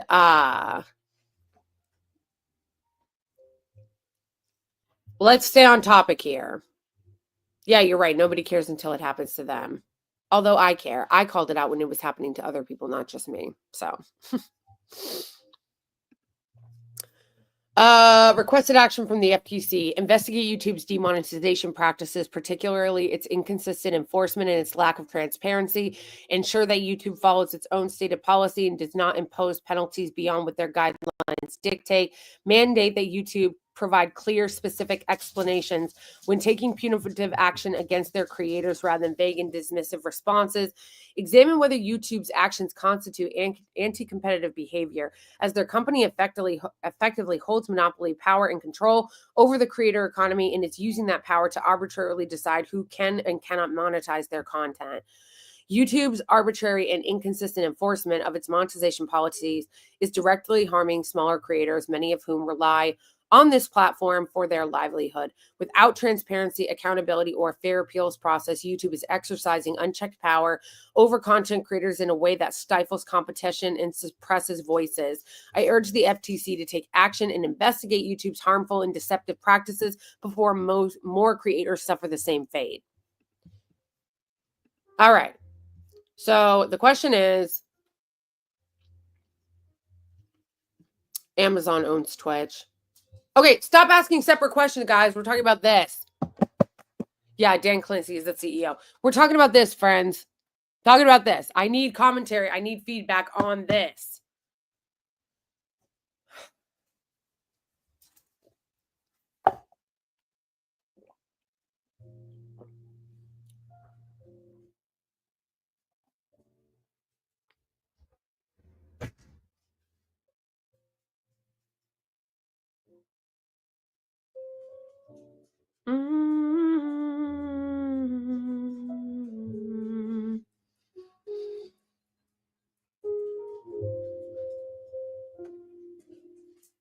Yeah, but literally, though. Stop focusing on distractions and answer. We're talking about my FTC complaint. What do you guys think? Should I add something? Should I take something away?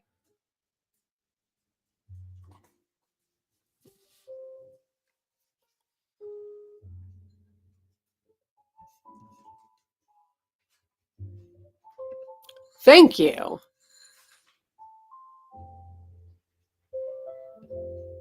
Okay, respectfully, never fail. I am asking about this FTC complaint, what I should add, what I should take away.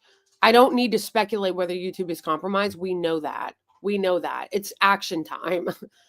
Now it's action time. We know that. Like, people want to keep arguing, like, oh, is it them? Are they unfair? Are they this? We already know that. It's time to stop talking about that and actually like take action. That's what I want to talk about right now.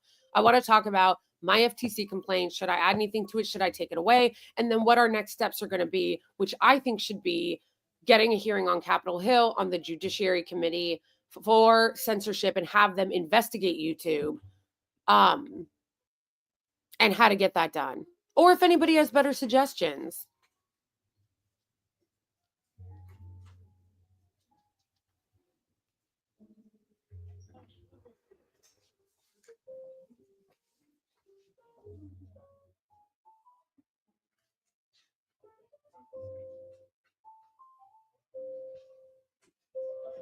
Actually, that's a good point.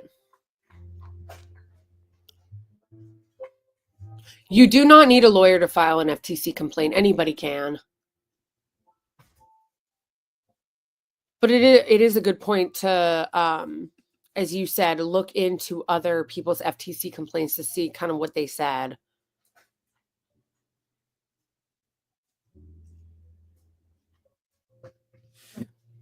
I mean, I'm not an expert either, but like I said, I think I'm at the point where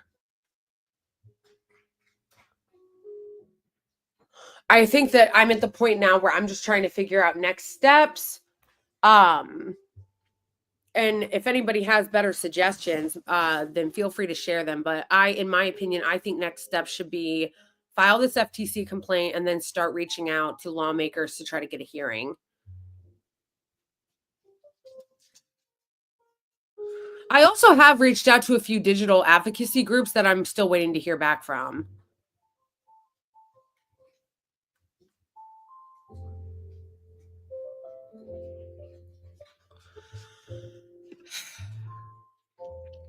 Farther than I might have. Yeah, but you know what? That's only because I'm mad. Like, don't ever underestimate yourself on what you're capable of doing when you're pissed. 'Cause I have learned a lot in this experience. Honestly, if YouTube had just, like, apologized, not that they would apologize, but, like, just, like, given me my video back and, remonetized my account like they did the last time, I probably would have just moved on, even though I was mad. And I was mad and I complained about it and I called it out at the time, but I eventually, moved on, because I was like, "Okay, I've got other things to worry about, and I need to get back to my content creation, all this stuff, and my advocacy." But obviously what they have done is so enraging and so unjust that it has caused me to look into all these other things that I otherwise would not have educated myself on. So yeah, don't ever underestimate what you can learn when you're mad.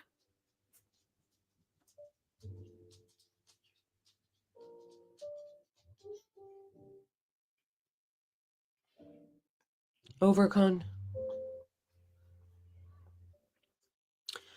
Yeah, Frizzle, that's good. I have something serious. It is also the principle. It is also the principle. It because it's not just about um like doing this to one creator. It's about the principle. Like, how do you go and just like censor someone like that and ruin someone's livelihood like that? Like I said, if they had done this like for a month, right? If they had had like oh, you did this, so we're gonna take your video down, you're gonna get demonetized for a month. Then I would have been pissed off and I would have complained about it, but I would have moved on in the same way I did when Meta did it to me. When Instagram demonetized me, and took my video down for like 2 months. I was obviously mad, but I moved on because it wasn't permanent. Like, it was a temporary penalty. The fact that YouTube is like, "No, no, no. We're gonna take down your video," a video we shouldn't have taken down in the first place, "and we're gonna demonetize your entire channel permanently." Not just the video, even on TikTok, and TikTok is pretty censorious. If TikTok takes down a video, regardless of what it's for, even if it's for the violent criminal organization shit, all that gets demonetized is that video. Like, they don't ruin your whole platform over it. That it's just that video that gets taken down. And don't get me wrong, this is not a defense of TikTok. TikTok has this ton of its own problems, which is why it's a big tech problem overall. But even YouTube has, I mean, even TikTok will just demonetize that particular video. Meta is worse because Meta will demonetize your entire account, but they only do so for like a month at a time or 2 months at a time or 3 months at a time. The fact that YouTube literally was like, "No, we're not just going to take down your video. We're not just going to demonetize that video. We're not just going to demonetize your whole account for a month or for 2 months or for 3 months. No, we're going to destroy your entire monetization on your account forever. Forever. Forever, period, dot, end of sentence." Like, that's fucking crazy. And if I'm understanding it correctly, I've heard other people say that you can't even create a new channel. Like, if they demonetize one of your channels and you create like a new channel, that you can't even monetize. Like, they ruin your whole thing, which they don't even do on TikTok. On TikTok, you can just make a new TikTok account. And same on Instagram. Sorry, guys. Hold on.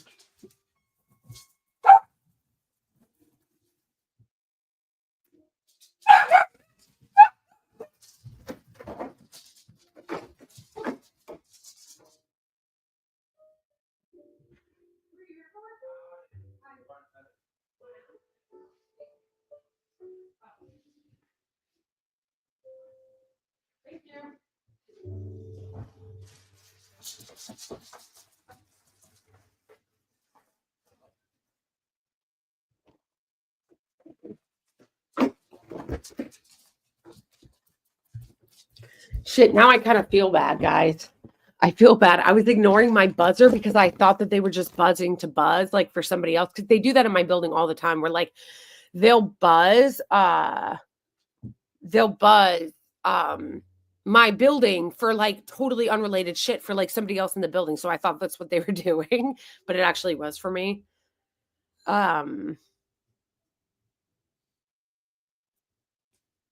Yeah, so anyway, that is the reason why I think that this whole thing with YouTube is so outrageous, is because um they're literally doing something that is basically like giving somebody a digital death penalty on a warning.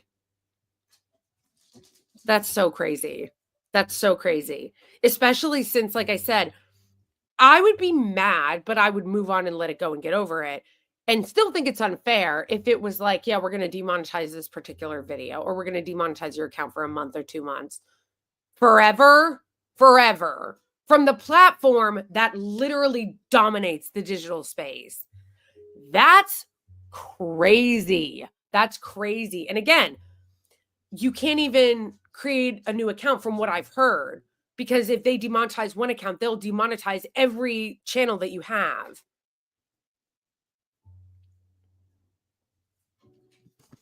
Okay. So I'm not going to send it just yet because I might add a couple things to it actually.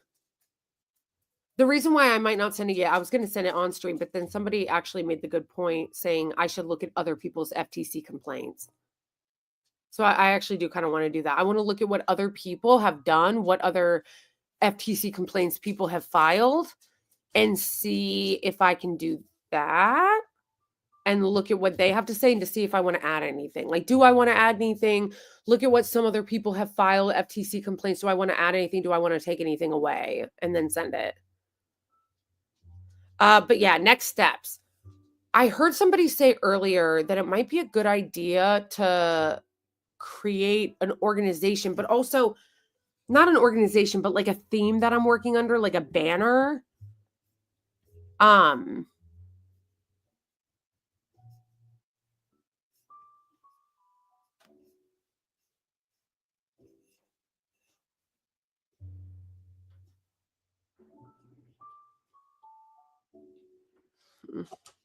hey, Mr. Anderson.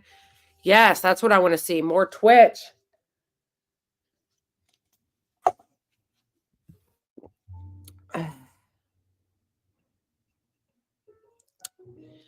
Yeah, should I come up with like, I don't remember who said it earlier. Somebody brought up earlier that I could have like, I should do it under the banner of some like name. No, not like I'm not an organization, obviously, but like, should I? And I'm not going to start an organization, but like, should I be doing this under the banner of something? I actually did reach out to the ACLU. I'm waiting to hear back from them.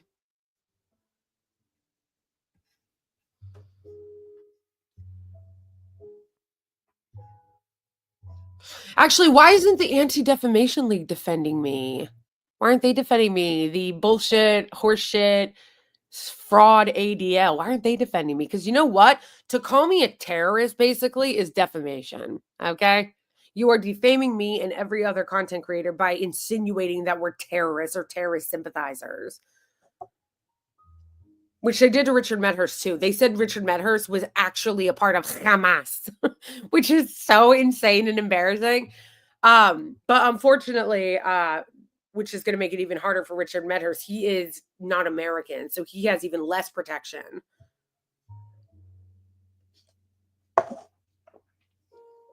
I don't think that some Americans realize like how important it is to defend the First Amendment. Like I don't think people have any idea like how important it is to defend the First Amendment, which is why your defense of the First Amendment should not be partisan. It should not be based off whether or not you like someone or whether or not they're on the left or whether or not they're on the right or whether they're right wingers or libertarians or socialists. Like our First Amendment is so important.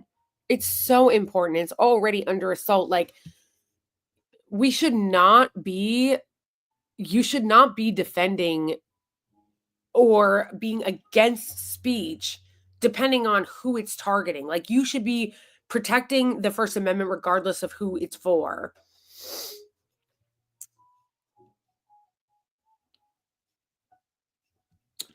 I have not talked to him. I like him though. I follow him on Twitter and on YouTube.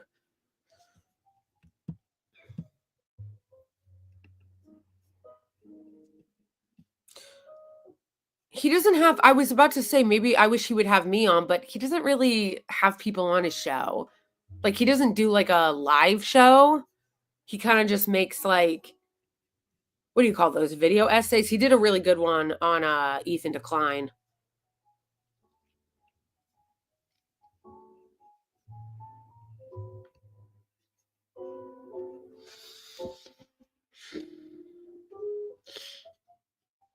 Yeah, exactly, which is why everybody should also care that the right-wing tech oligarchs are going after the First Amendment. The one guy who used to be head of the RNC is trying to get the New York Times v. Sullivan brought up to the Supreme Court because he wants to strike it down. Bye. Bye, Johan. Thanks for stopping by. Yeah, there is a Supreme Court case called New York Times v. Sullivan, which is a case that protects free speech. And this oligarch is trying to challenge it and bring it up to the Supreme Court because they want to destroy our free speech. They want to make it so that you can sue anyone for criticizing a public official or a politician, which is insane. It goes against the First Amendment completely. Because the New York Times v. Sullivan was upheld and shown that you have to prove actual malice when you're suing someone, and they want to take that protection away.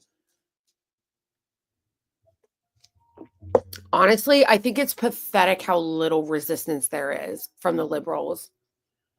Like, they're trying to assault free speech with New York Times v. Sullivan. Where are the liberals? Where's the resistance? Where are you, resistance? Where's the ACLU?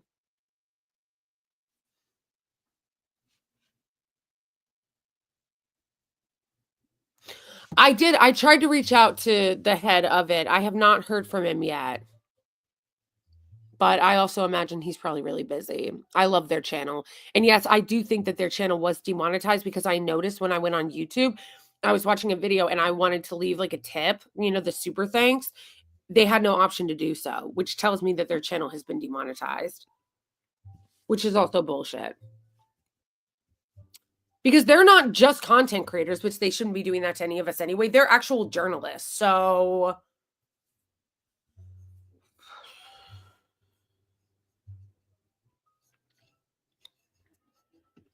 yeah, that's kind of true. Yeah, didn't one of the people working for the ACLU say some insane shit in the last couple of years? Can somebody remind me of that? I'm forgetting exactly what it was, but some person working for the ACLU was like, "Oh, I don't know if like we're going to always defend free speech or something like that." I don't want to totally misquote him, so maybe somebody knows what I'm talking about.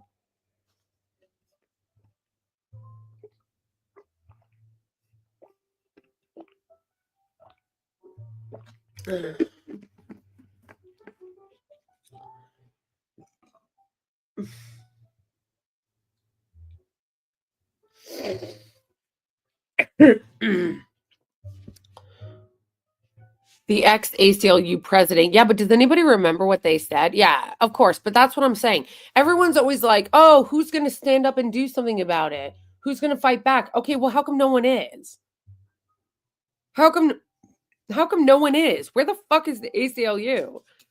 Where the fuck is the Democrats? Chuck Schumer. We will win. We will win. What are you doing? What are you doing?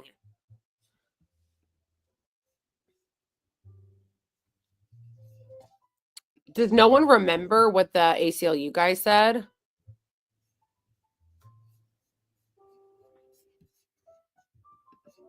Mm-hmm.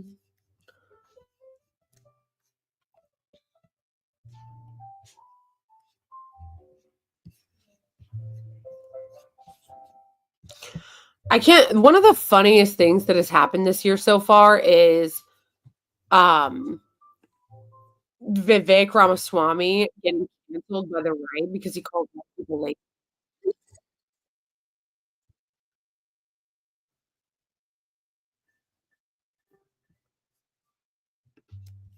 Okay, I don't know. I just did that.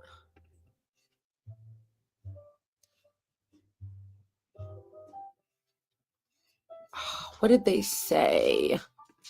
ACLU president controversy 2020. What did he say?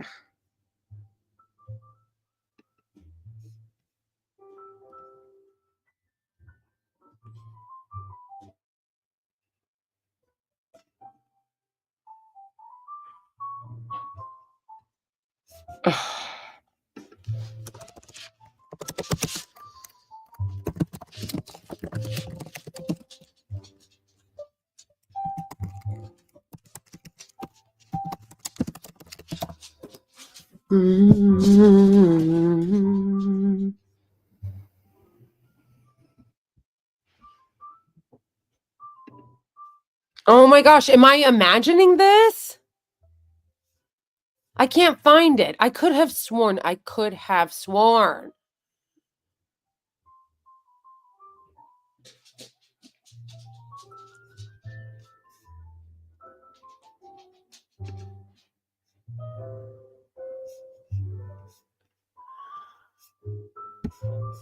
I could have sworn.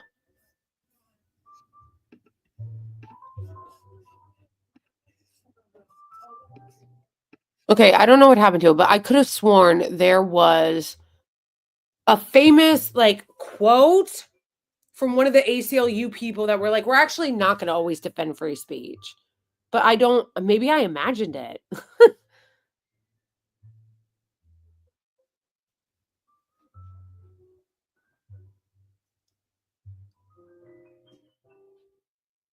Did I? You guys, you know what I think? I think that you always see like Alex Jones and shit going live on X and he has like 1 million viewers. I think that they're fake. They have to be. They have to be fake. They have to be bots. Because how come none of them comment?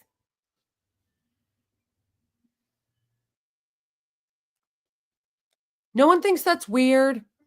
They have to be bots because whenever I'm live too, but I don't think it's just me. I think it's everybody that goes live on Twitter, including Alex Jones and his millions of views. Because how come when I go live, no one from Twitter comments? Like occasionally you'll get one or two, but for the most part, the comments always come from the other platforms that I'm streaming on, like YouTube or Twitch, or in some cases, Facebook. But I don't really stream that often on Facebook. But when I do on Twitter, it's like all these people are watching, but no one comments. Well, Twitter does not have an active chat like other places. They don't? Wait, does Twitter, if you watch something on Twitter Live, you can't comment?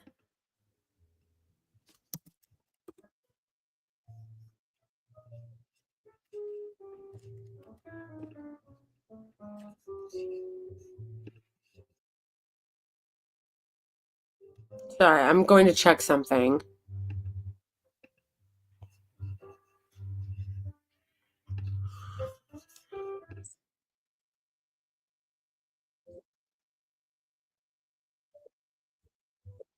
Wait.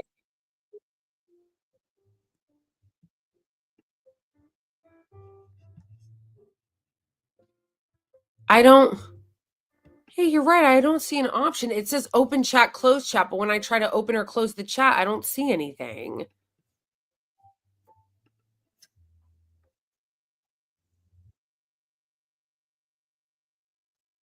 All right. Well, either they're bots or if they are real people, they can't comment. Like, this is stupid. Why doesn't X have like a more advanced like option to stream? You know what I mean? Like they should have things like YouTube does, like how YouTube has options for super chats and to send people money and to subscribe during the live or comment. Like, why doesn't X have any of that? If you're going to allow live streaming, like all I'm saying is this. If you're X and you're going to allow live streaming, make it so that people can participate. Make it so that people can participate. If people can't comment, if people can't subscribe, like, what are you doing? Oh, hey, old Boney Bird.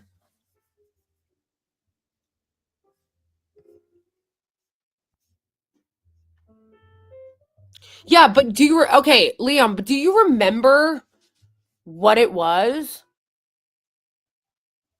It's driving me crazy that I can't remember what it was. Like a scandal that happened a couple years ago where like one of their leaders came out and said like, yeah, we don't always need to back free speech.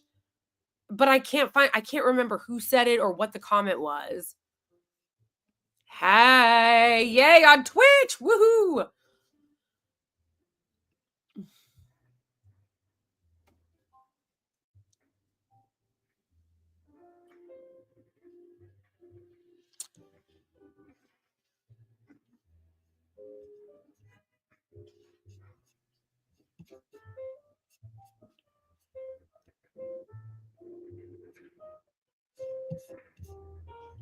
I can't remember the specifics either. Oh, it's so annoying. I know. It's going to drive me crazy. Okay. So I said that before we ended this stream that we would do a little dessert and watch that Bakari Sellers clip, which is so fucking cringe and embarrassing. He's so full of shit. Oh, I hate the Democrats so much. Yeah, but Marvin, do you remember what it was about? It was about something. It was like specifically about like something happened and one like the head of the ACLU was like, well, we're not always going to defend free speech or something crazy like that. No one remembers what it was?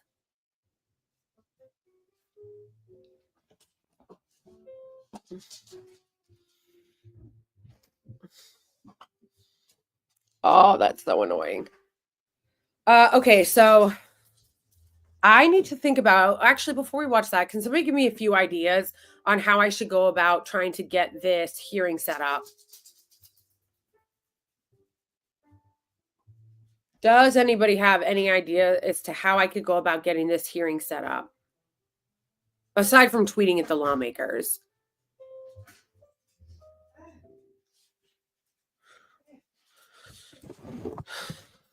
Let's ask Rock.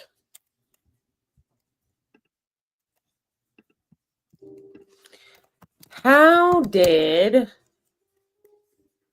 activists get the censorship hearings on the Judiciary Committee?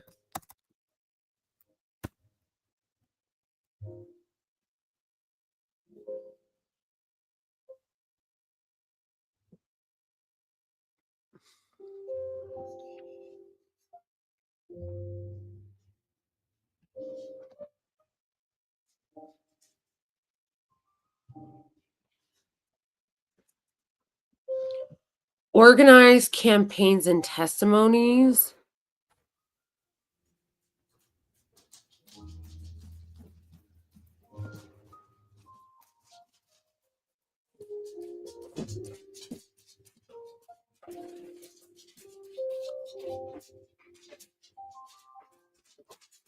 Okay. Yeah, committee seen hearings on 2025, the censorship industrial complex.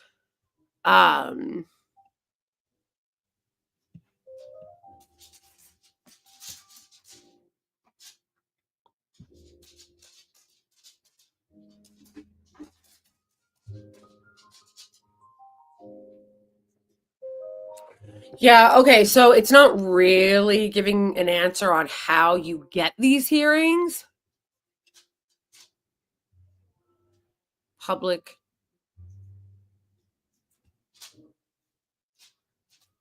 I guess aside from, I guess I'll have to look into it more. Like, how do you start the campaign to get a hearing like this?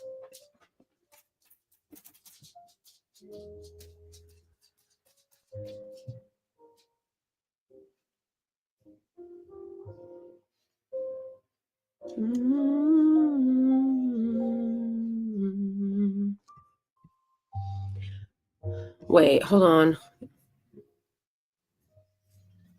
Stop. said, ask DeepSeek. I think this New York Times article. Oh, wait, hold on. Did somebody answer?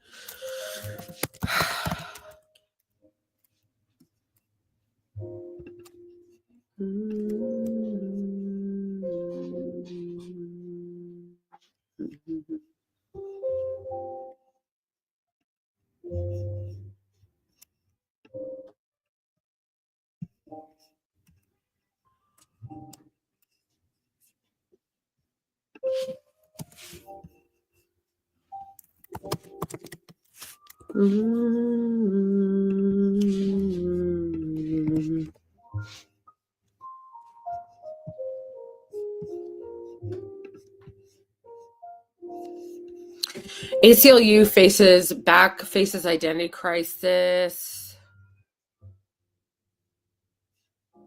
An organization that has defended the First Amendment rights of Nazis and the Ku Klux Klan is split by an internal debate over whether supporting progressive caucuses is more important. Okay, so this is from 2021. It was supposed to be a celebration of the grand career of the American Civil Liberties Union. Blah, blah, blah, blah, blah.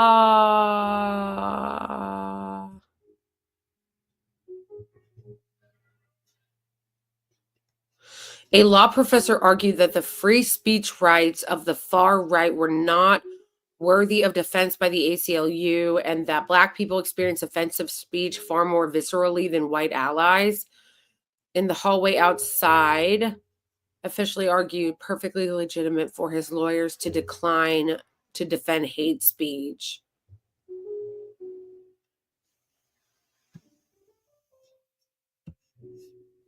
Yeah, but doesn't that sound old? That sounds like an old story. I'm talking about, like, didn't something happen recently in, like, 2021?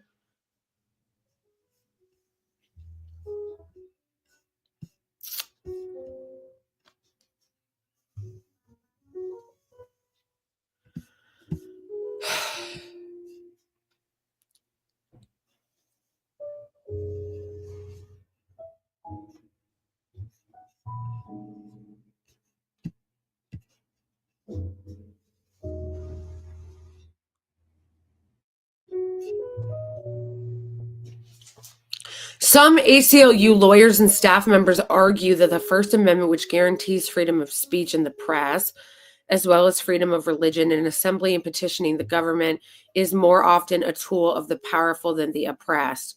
Yeah, because they have the money to, like, file frivolous lawsuits and all this shit. That's why you guys are supposed to be there. I understand. Like, yeah, it is a tool. Obviously, it is weaponized, like everything is, by the rich and the powerful. The rich and the powerful weaponize everything, or they have more access to shit because they've got more money and power and influence, so they can get shit heard faster. Isn't that why you're there? Isn't that why you're there, to protect the rights of people, all speech, but especially the speech of the people who usually don't get heard?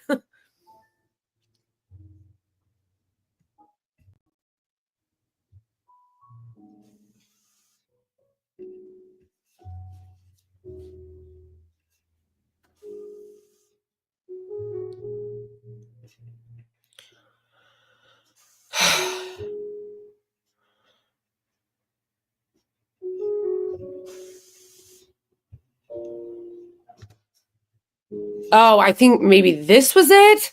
In August of 2017, officials in Charlottesville rescinded the permit for a far-right group to rally downtown in support of a statue of the Confederate General Robert E. Lee. Officials instead relocated the demonstration to outside the city's core.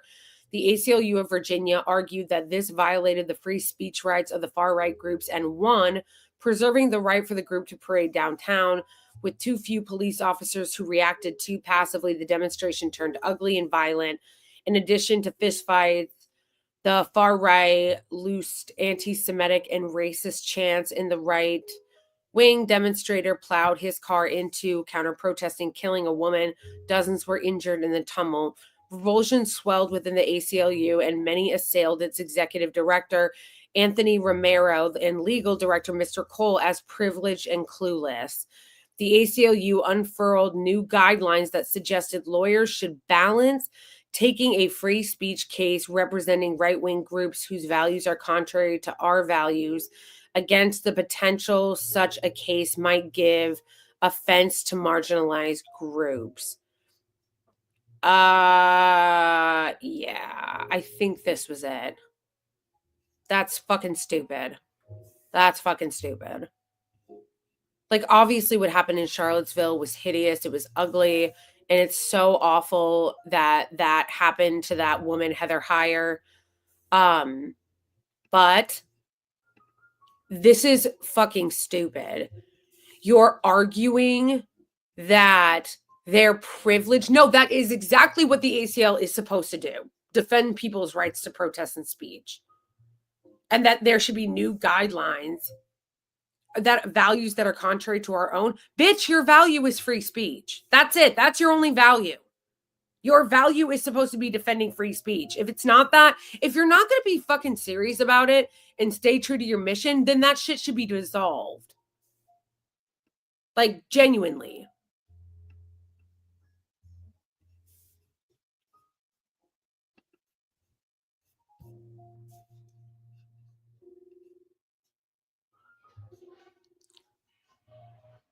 Yeah, because obviously, the second you start doing that, you're no longer there for what you say you are.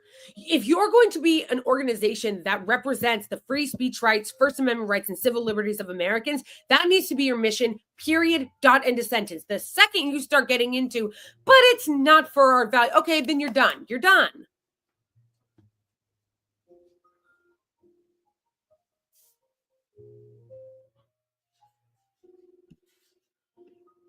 Students were arrested in Palestine at the university in Florida.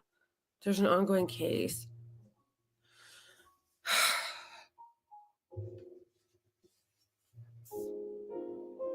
That's interesting.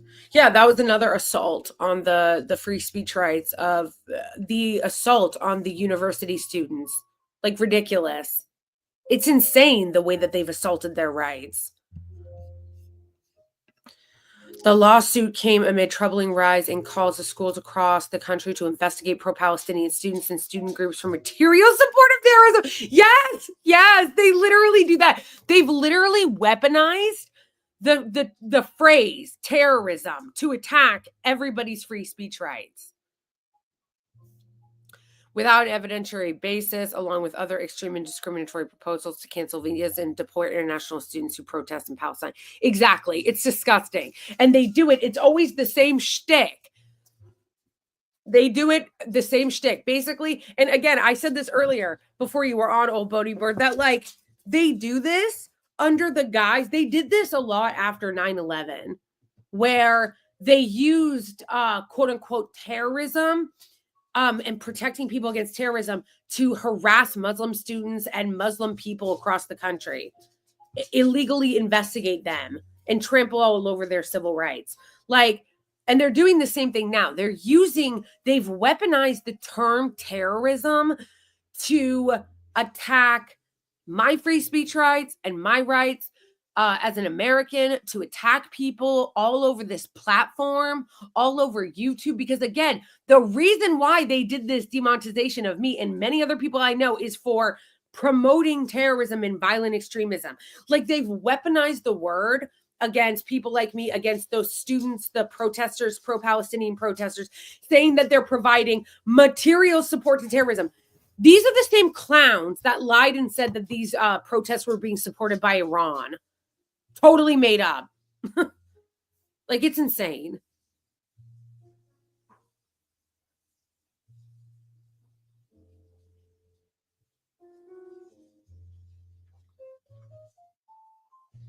Then there needs to be a new organization. If the ACLU is not going to do its fucking job, then somebody needs to start a new organization in the spirit of the original ACLU. Because that is supposed to be the point of them, is to stand up for people's rights when they're under assault like this. No, you know what's embarrassing is when the ADL pretends that they're in the business of like coming after, like when people are being assaulted. Like, remember how the ADL loves to brag about how they stood up against the Muslim ban? But like you see the ADL standing up against the attacks on students, the attacks on people's speech in general. No, you see them participating in it.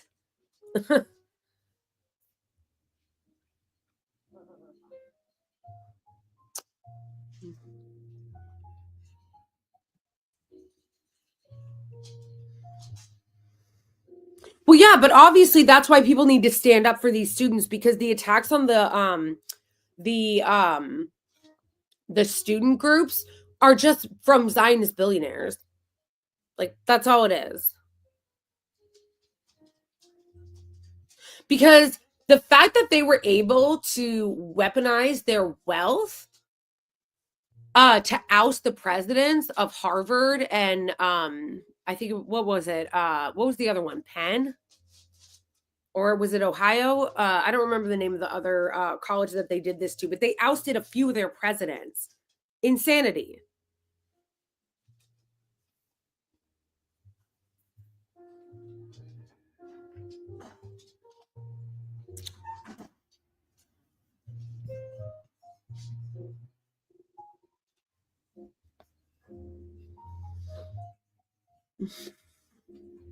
Columbia, thank you. Thank you. You're right. It was Columbia.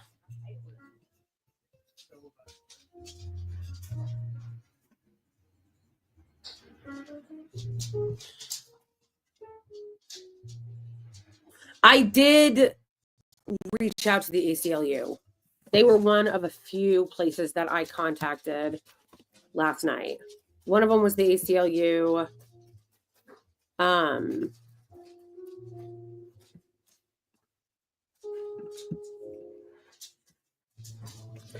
One of them was Fire, and one of them was, I contacted the ACLU, Fire, and an organization called 7MLE.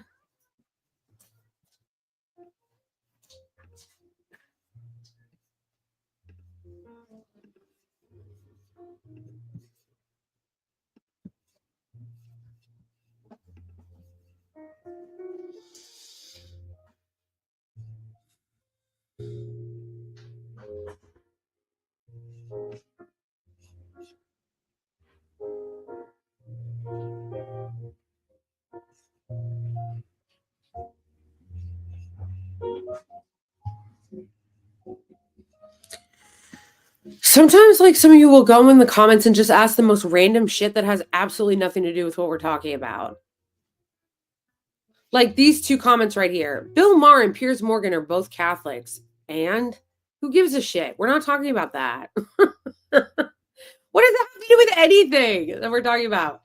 Or this one. What do you think of people who use the N and the R word? Obviously, I don't like it. That's why I don't use them. But if you want me to say that I'm going to go on a jihad to get people fired from their jobs over it? No. No. Do I like when people use those terms? No, I don't. I think they're ugly. And I don't use them. But no, I'm not going to try to destroy someone's life over using them. If people want to be clowns and bigots, well, they can do them. Be clowns and bigots. Which, by the way, and I mean that also same with like because then not that you don't want to associate with them, but that should be your choice. Like, I don't want to associate with people who use those terms. I don't want to associate with people who use transphobic and homophobic slurs. But I'm also not going to try to get them canceled either. And P.S., homophobic and transphobic slurs are in full swing. They are back, baby. You see them not just on Twitter. You're seeing them in Congress. Nancy Mace saying them the other day. Oh, she's such a clown. And you see them on YouTube.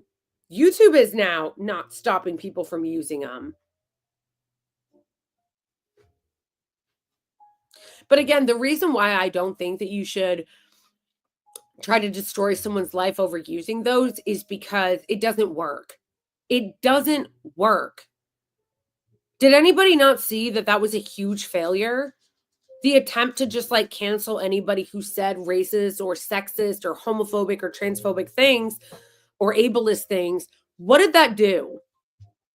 They didn't go away. If anything, there was a fucking huge backlash to it, and now they're in power.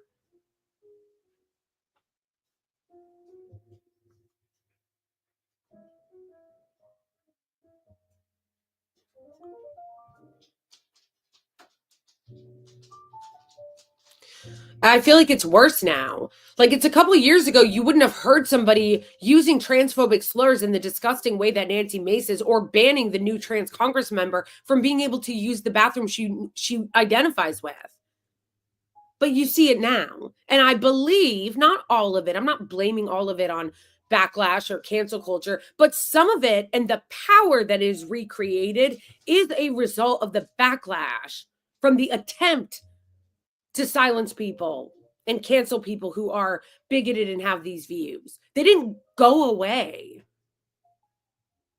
And now it's worse.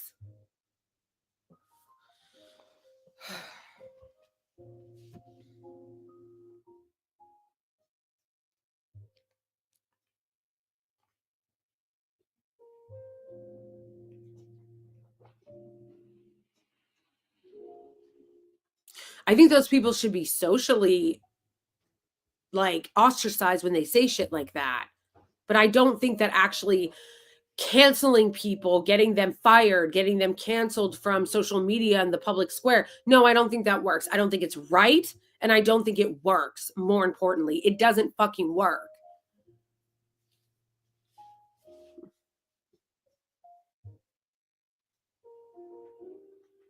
What has any of that done? Tell me.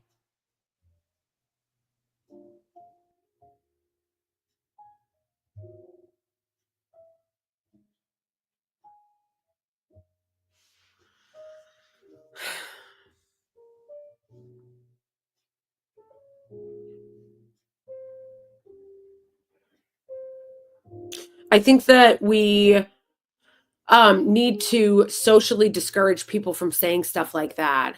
But destroying someone's life over it, like, no, I just think it's stupid. I think it doesn't work. I think that it creates backlash. That's not how people change.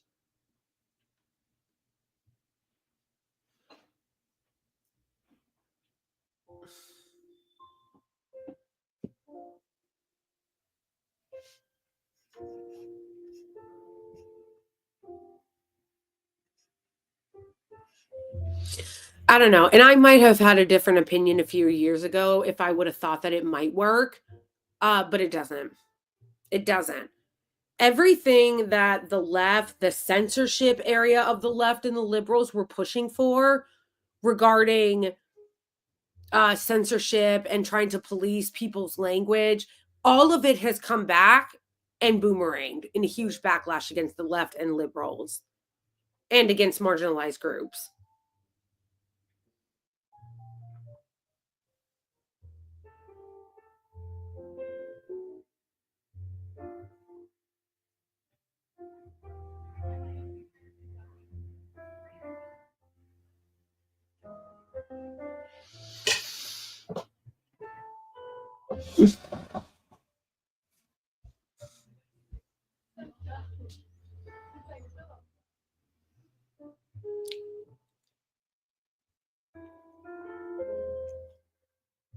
And you always see it abused by the worst people.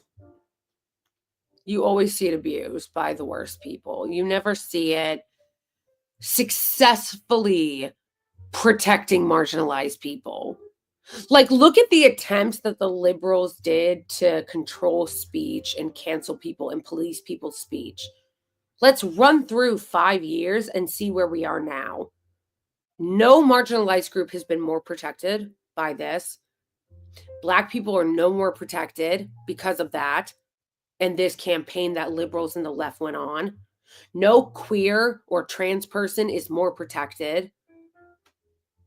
The only people that are more protected now are Zionists who weaponized it.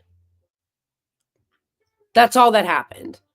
That's all that happened. The left's attempt to use censorship and cancel culture just boomeranged and backfired on them. And now it is not only not protected anybody's rights or any group of marginalized people, it has been weaponized by the Zionists to silence and suppress speech on the left.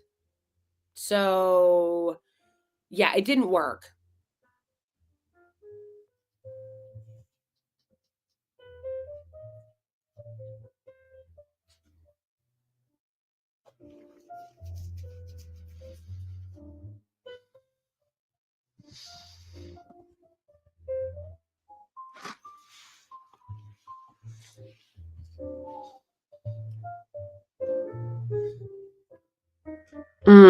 Yeah.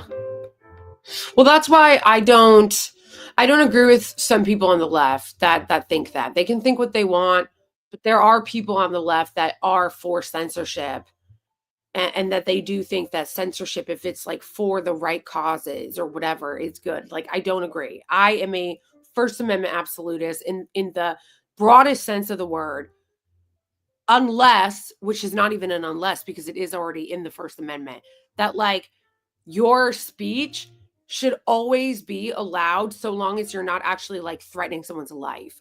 Like, if you're not actually hurting someone physically, you're not threatening their person physically, which is already illegal. That's already against the law.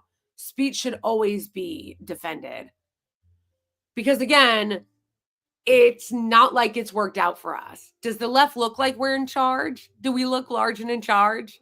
No. In fact, the left has never been in a weaker position, actually, than we are right now.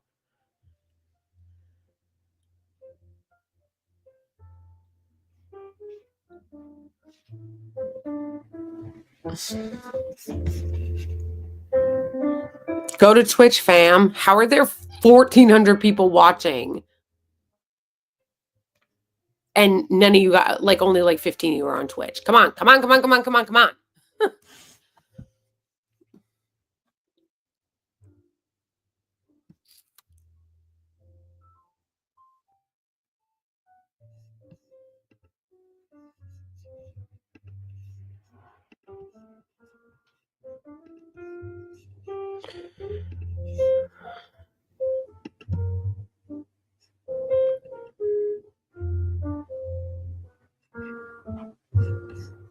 It is always.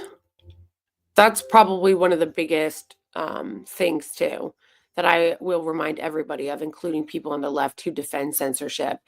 It is always used against the left.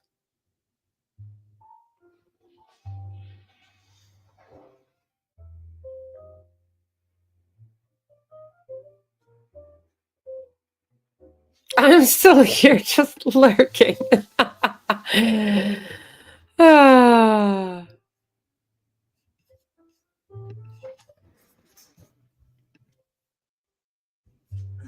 All right, let's find that Bakari Seller clip I promised you guys we would laugh at. Oh, Bakari Sellers is such a clown. Bakari Sellers is the same clown that he, first of all, he's a Zionist shill. Total shill of the Israeli lobby, has been one for a really long time. Okay, this isn't his first rodeo. But also, this is the same clown, the same Bakari Sellers, that before Andrew Cuomo was outed as a sex pest who basically was responsible for the deaths of a bunch of old people during COVID in nursing homes, said, y'all could have had Cynthia Nixon. This is what real leadership looks like. And then it came out that like he was like a predator, that Cuomo was a predator. Like that Bakari Sellers, okay? Okay. I think I saved it. We'll watch it. I gotta make my smoothie anyway. There was actually a really good segment that Ayman Mohyeldin did last night on MFDNC, which I usually don't watch because I think it's garbage. But I saw this on. Most of what I see actually from mainstream media comes from Twitter. Like if I see a thing, it'll come from Twitter. Okay. So I'm going to move this into the kitchen for the last portion of this because I'm going to start making my smoothie. And you guys can hang out with me while we do that and watch this because it's pretty funny. Um, it's pretty funny. Oh, my sister's asked, who are you rooting for? The Eagles. Okay. Oh, right. Yeah, I knew that. All right. I knew that. Okay. I told you guys that I lost my headphones, right? I still have not found them. There we go.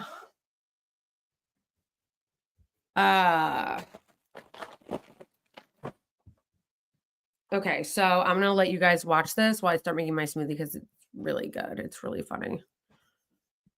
Hold on, let me go back to Twitter.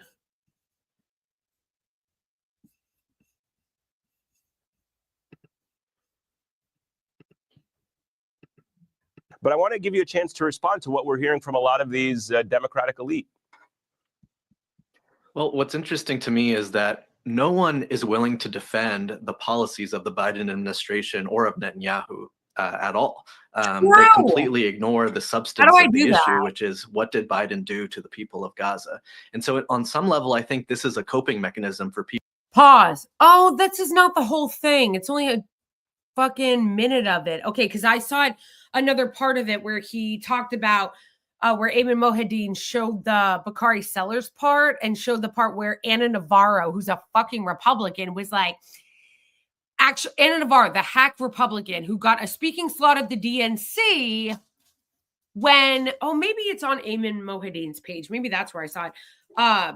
Instead of actually letting a Palestinian speak at the DNC, they let Anna Navarro speak at the DNC when she's a right-winger. And then she's like, fuck around and find out. First of all, if you're saying fuck around and find out to people who literally have had family members killed in Gaza, you're a psycho. You're psycho.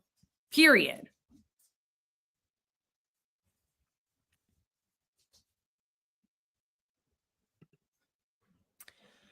Will I make you a sandwich? No.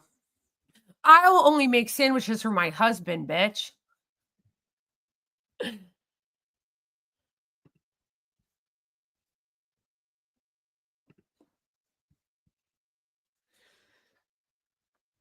You just download all of them and add them to the text on your screen? Wait, but can people click on them? Or is it just like they can see it? All right, hold on.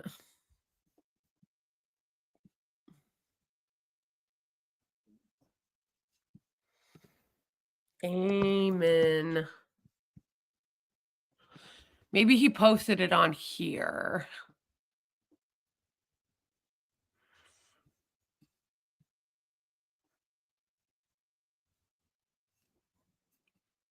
Wait, did he not post the videos on here?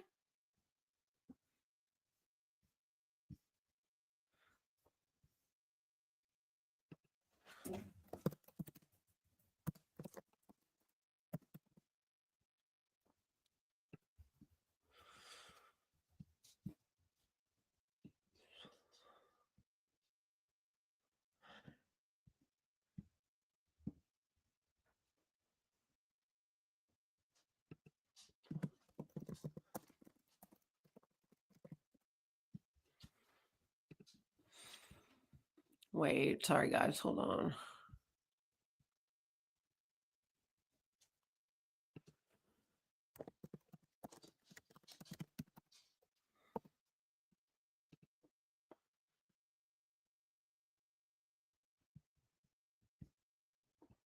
Bro, where's his show though?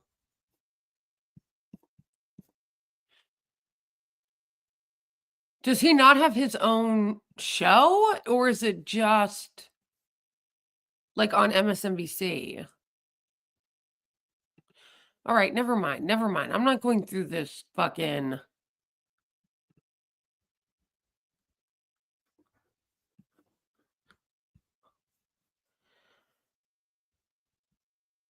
Wait. Mm-hmm.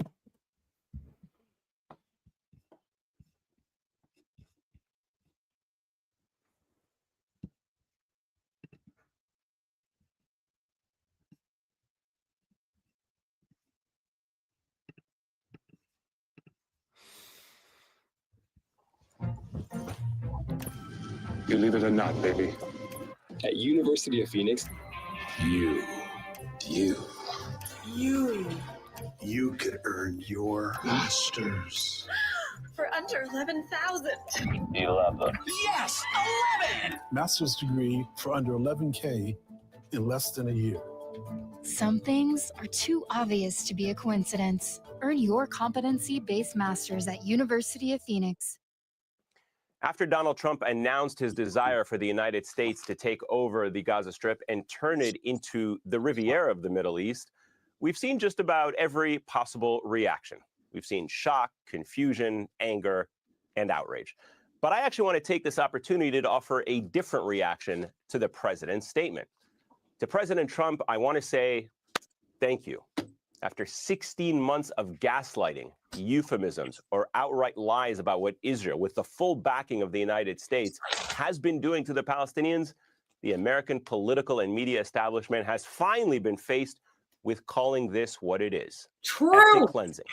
Take a look at this powerful reaction from CNN's John King. That was the President of the United States sitting in the Oval Office endorsing the forcible resettlement of Palestinians off their own land, off land that international law recognizes as their land, as land that the United States, until 2 weeks and a day ago at least, recognized as their land.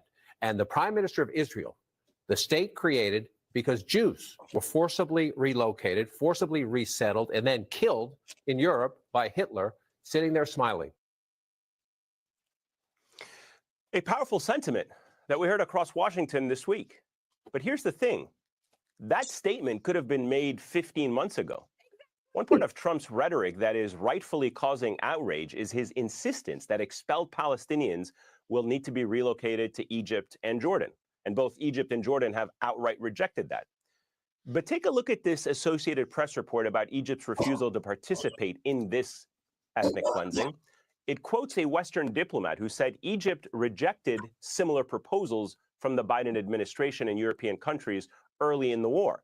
The earlier proposals, the ones from the Biden administration, were broached privately while Trump announced his plan at a White House. But it was also reported, which is why it's so cringe when all these Democrats are like, see, Trump is proposing ethnic cleansing. Don't you wish you voted for Kamala? It's like the Biden administration did the same thing. They just didn't broadcast it. It's so cringe. Press conference.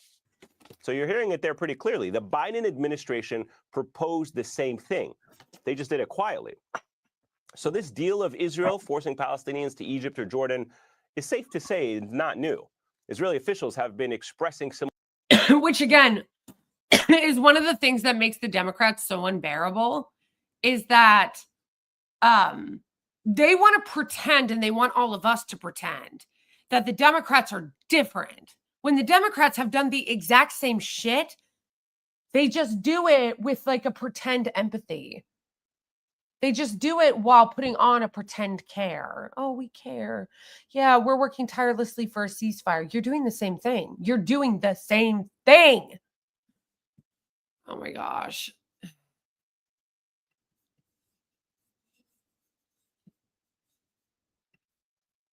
Similar sentiments since the very early days of their war on Gaza, and neither are the threats to international law. In fact, the International Court of Justice said Israel was plausibly committing a genocide more than a year ago.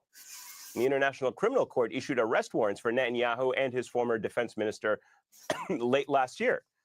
Yet instead of being outraged at those accused of war crimes, the American political establishment was outraged at the courts. And they kept funding and arming and supporting the accused war criminals. Exactly. They were not outraged by the genocide. They're outraged by the courts calling it what it is. Not the genocide, but the courts talking about it or trying to hold them accountable.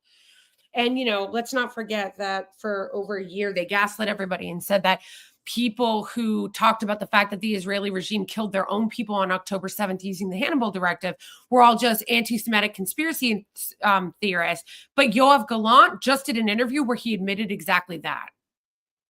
Yoav Gallant, who was the defense minister, who there is a arrest warrant from the ICC for him for Crimes Against Humanity just did an interview where he literally admitted that they used the Hannibal Directive on October 7th. So are you going to admit it? Is anybody going to backtrack, admit that, do corrections, apologize? Nah. And the reason these courts, along with human rights groups like Amnesty International, Human Rights Watch, and Doctors Without Borders have called this a genocide or ethnic cleansing is not just based on what Israel has done. It's that Israel's leaders have regularly stated their desire to destroy Gaza and make it uninhabitable. Yet the political and media establishment here kept insisting that this was simply a war we must support to eliminate Hamas and free the Israeli hostages. By early 2024, over 25,000 tons of explosives, the equivalent of 2 nuclear bombs, had been dropped on Gaza. By early 2024, 92% of housing units and about 70% of all structures in Gaza have been destroyed or damaged. And they stopped publicly reporting it. Remember that early on in the genocide, when they were first dropping all these explosives on them, they would regularly report it in the press. Oh, they dropped this much tons, they dropped this much. They stopped doing that by January or February of last year. Damage, including hospitals and schools. You don't do that kind of damage to free hostages. You do it to make the area unlivable and to either kill or expel the people who live there. That's why it's so LOL watching all of them on Twitter be like, oh my gosh, look at our hostages, the male hostages. They're like, oh my gosh, look at how malnourished they are. It's like, wasn't it you guys that were continuing to bomb the joint and destroy aid that was supposed to be coming in, you know, to help feed the hostages too? Like, do you think that destroying the place and bombing the place and not allowing aid in and letting settlers destroy the aid, you think that wasn't going to affect the hostages' ability to eat either? Cleansing of Palestinians did not start on Tuesday with Donald Trump, even though he is now explicitly calling for it. All Trump did was basically acknowledge that this was the plan all along.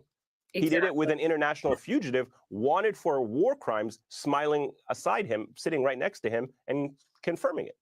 And if by now you've noticed that my thank you to Trump is tongue-in-cheek, then yes, Trump's statements were sick and dangerous. But the idea of a Trump resort and casino on the shores of, Gaza is just a temporary distraction from the reality of what's already been happening. To those who are now rightfully outraged at what's happening, whether you call it an ethnic cleansing or a genocide, it must be stopped. Whether it's a Democratic administration that's supporting it or, as we are seeing now, a Republican one. This cannot be allowed to continue any longer, and it must be fought by every decent person who wants a just and lasting peace in the region. Kicking us off this hour, are Waleed Shahid, Democratic strategist and former spokesperson for Justice Democrats, Jalissa Arce, author of My Underground American Dream, and Francesca Fiorentini, comedian and co-host of the America Unhinged podcast. It's great to have the three of you with us. Waleed, I'll start with you. And for these wondering about the seriousness of the plan to remove Palestinians from Gaza, Israel's defense minister, Israel Katz, said on Thursday that the military is coming up with a plan for what they are calling a voluntary exit of Palestinians from Gaza. And obviously, for anyone who is I literally made fun of that in my video a year ago. Cynical, because of a sudden, you've got the Israelis who have been blockading and besieging Gaza for almost. When I made my We're Zionist video that went viral over a fucking year ago, I literally posted it in January of 2024, and I make fun of the fact that they were calling for voluntary resettlement back then. But how come no one noticed it then? Now all of a sudden they noticed it and they care. Almost 18 years, now suddenly saying they're willing to open the border to allow people to leave. Yeah. That too. Now they want to let them out? Because you guys have been holding them hostage in there for years. Like now they're like, oh, it's okay. We'll open the border and we'll let some of them leave. The fact that you weren't opening the border this whole time and letting some of them leave means that, to me, you wanted to have maximum impact, killing impact on them. Because why not allow them to leave in the beginning? There are so many civilians in Gaza, fucking millions of civilians at the beginning, women and children, and they're stuck in that open-air concentration camp with no way to escape. There was no way for them to leave. Why weren't you allowing them to leave before you leveled the place? Answer that. They should have to answer that. I mean, one of the things that the American political establishment now has to acknowledge is that Gaza is unlivable, is inhabitable. Like it, and this was caused. The thing that they won't say is that this was caused by a Democratic administration under. Exactly. They don't want to talk about that. That's awkward. That's awkward. Democrats don't want to talk about that. They want to go, but Trump, but Trump, but Trump, but they really don't want to talk about who oversaw the genocide this entire time, which was the Democrats, because that's awkward. That's awkward. It makes the whole but Trump thing uncomfortable. No, not the We're Israelis video. That was my first one. My We're Zionist video, where I talk about them ethnically cleansing them and calling it voluntary resettlement. It's a joke. It's a joke. It's the other one. I have a few.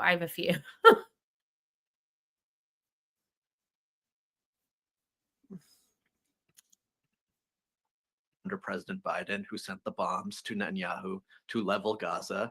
And one thing I want to make clear to draw out what you were saying is that in October, the Uncommitted National Movement had a series of conversations with leaders in pretty senior levels of the Democratic Party, former White House officials, about what our strategy should be if Kamala Harris were to win the election. And I am someone who believes Kamala Harris would have been a better president than Donald Trump. And one of the things that these weren't progressive left-wing leftist Democrats. These were. I do believe that Kamala Harris would have been a better president than Trump domestically. I don't believe at all that she would have been better on Gaza. Not at all. The only difference is that, like I said, they say it with a smile and fake empathy while they bomb the place. Because all these images that you're seeing of Gaza being fucking decimated are all from over the last 15 months under a Democratic administration, doing the same shit, just pretending to care. For members of the foreign policy establishment in the party. And what they were telling us was that Vice President Harris, come January 2025, would inherit a refugee crisis bubbling in Gaza, in which Israel would be pressuring Egypt and Jordan to take in Palestinian refugees from Gaza, because Gaza was essentially unlivable. It had been destroyed by U.S. bombs, and that it was in Israel's interest to expel as many Palestinians as possible. And what they were telling uncommitted leaders were that, what is Kamala Harris going to do in January, February 2025? What political capital is she going to spend to push back on Israel's plan to begin to push Palestinians in Gaza into Egypt and Jordan? And so this wasn't just something that was going to happen if Trump was president. This was the exact same scenario, or similar scenario, that Vice President Harris would have inherited if she were to become president. And there's no way to tell what she would have done. I think people who are commenting about this, that somehow Vice President Harris or President Harris would have been someone fighting for Palestinian freedom. We don't have the evidence for that. And the scenarios would have looked very similar. And I doubt, given what I know now about the campaign, how much Vice President Harris. Yeah, exactly. To me, the idea of like, oh, she would have been so much better on Gaza is such cope from Democrats, because it's like, we literally have no evidence for that. None, zero, zilch. What is the evidence that she would have done anything different aside from lip service? Because you can say all you want, or have AOC come out and say, we're working tirelessly for a ceasefire. It doesn't mean President Harris, in this example, in this analogy, would have pushed back on Netanyahu. And I think the plans would have been exactly kind of the same. Julissa, one of the most disturbing parts of Netanyahu's visit this week occurred after Netanyahu gifted Donald Trump this golden pager commemorating Israel's pager attack in Lebanon last September that killed at least 37 people, including children, and injured nearly 3,000 people, including many innocent bystanders. This was the funeral for 9-year-old Fatima Abdullah, one of the children killed in the attack. And Israel's attack was targeting Hezbollah fighters. But honestly, even the former CIA director in this country, Leon Panetta, called it an act of terrorism. I got to say, this is a pretty low bar that we are now celebrating this in our White House, an American president receiving an ornament of an act of terrorism, according to the former CIA director, from an international fugitive, somebody that has been charged with war crimes by the ICC. Mm-hmm. Yeah, I mean, let's call it what it is, right? It is a trophy. it's a trophy that he presented Trump with. And to me, it's the dehumanization of Palestinians that allows this kind of rhetoric and that allows these kinds of actions, right? Donald Trump talks about Palestinians as though they were little plastic figurines that he could just take and place somewhere else. Right? And even after all of the destruction and devastation that Palestinians and people in the area have suffered, I think one thing that they have not realized is just how strong their love for their homeland and for their people is. That even when faced with utter destruction, they are not just going to pick up and leave. They are going to fight, because where Donald Trump and Netanyahu see rubble, they see their home. And it is absolutely despicable that this would be presented to the president of the United States and that he would take it as a trophy of what's been happening and the destruction that the United States has had a direct hand in unleashing on the Palestinian people. Francesca, one of the things that Trump kept insisting was that Palestinians actually don't want to return to their homes. Who would want to live there, he kept saying. Watch this. Why would they want to return? The place has been hell. It's been one of the meanest, toughest places on earth.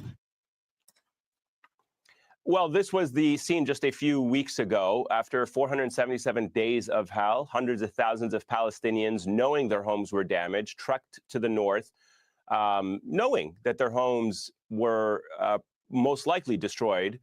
And this was an Instagram post from a defiant young girl from Gaza. And just watch this reaction.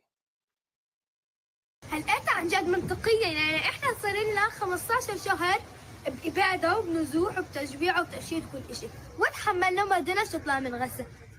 تيجوا بعد ما احنا خلصنا وعشنا كل هالمعاناة بدكم تطلعونا من غزة؟ مستحيل. يعني احنا إذا صبرنا ال 15 شهر من كل هذا الشيء الصعب رح نضلنا قويين في الاشياء اللي جايه، لانه هذا البلد بلدنا وهذه الارض ارضنا. Amazing. That's incredible. بدكم يعني اسيب النخيل هذا يا جماعه. That's amazing. For a guy who spends a lot of time on social media, Francesca, genuinely you impressive. know, obviously Trump is not seeing those videos. He would know that Palestinians don't want to leave their homeland. Yeah, I mean, that entire presser was giving big, like, who could have done this vibes, you know, and fully in the I think you should leave hot dog costume, as Netanyahu sits right next to him. Yes! And he's like, you know, it's terrible. It's all been bombed. You're like, yeah, he's the guy who's been doing it with your bombs. But I just want to name that the spirit of this young girl whose spirit, I think a lot of us who have been getting our news via Palestinians directly and journalists on the ground in the last 16 months, we've seen that spirit. We've seen it broken. We've seen it maimed. We've seen the carnage. And this panel is a testament. We are three young, non-Palestinian, ostensible Democrats, but progressives, I'm assuming. I don't want to speak for you guys. And we care deeply about Palestinian human rights. This is a galvanizing issue for young Democrats. This has brought us out to the streets. And what have we received for it? The chiding of the Democratic Party, the deaf ears of the Democratic Party. And I just want to lay it out for those of you watching at home who might feel prickly or upset or thought that this was the issue, you know, that everyone should have just gotten in line and shut up. Just remember, authoritarianism is what gets people to fall in line. That's not our side. The difference, the discussion, the friction, that is a sign of a real Democratic Party. That's a sign of a country that's run by the people, for the people, if you truly believe in democracy. So don't shy away from that. Don't shy away from, honestly, a break with war and militarism and the Democratic Party. It's high time we do it, and it's a winning issue. True. And we're going to talk a little bit more specifically about the Democratic Party's response to all of this. My panel's sticking around.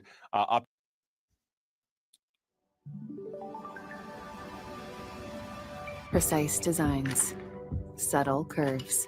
Come on, bruh. That's kind of a cute bed, though. Thuma.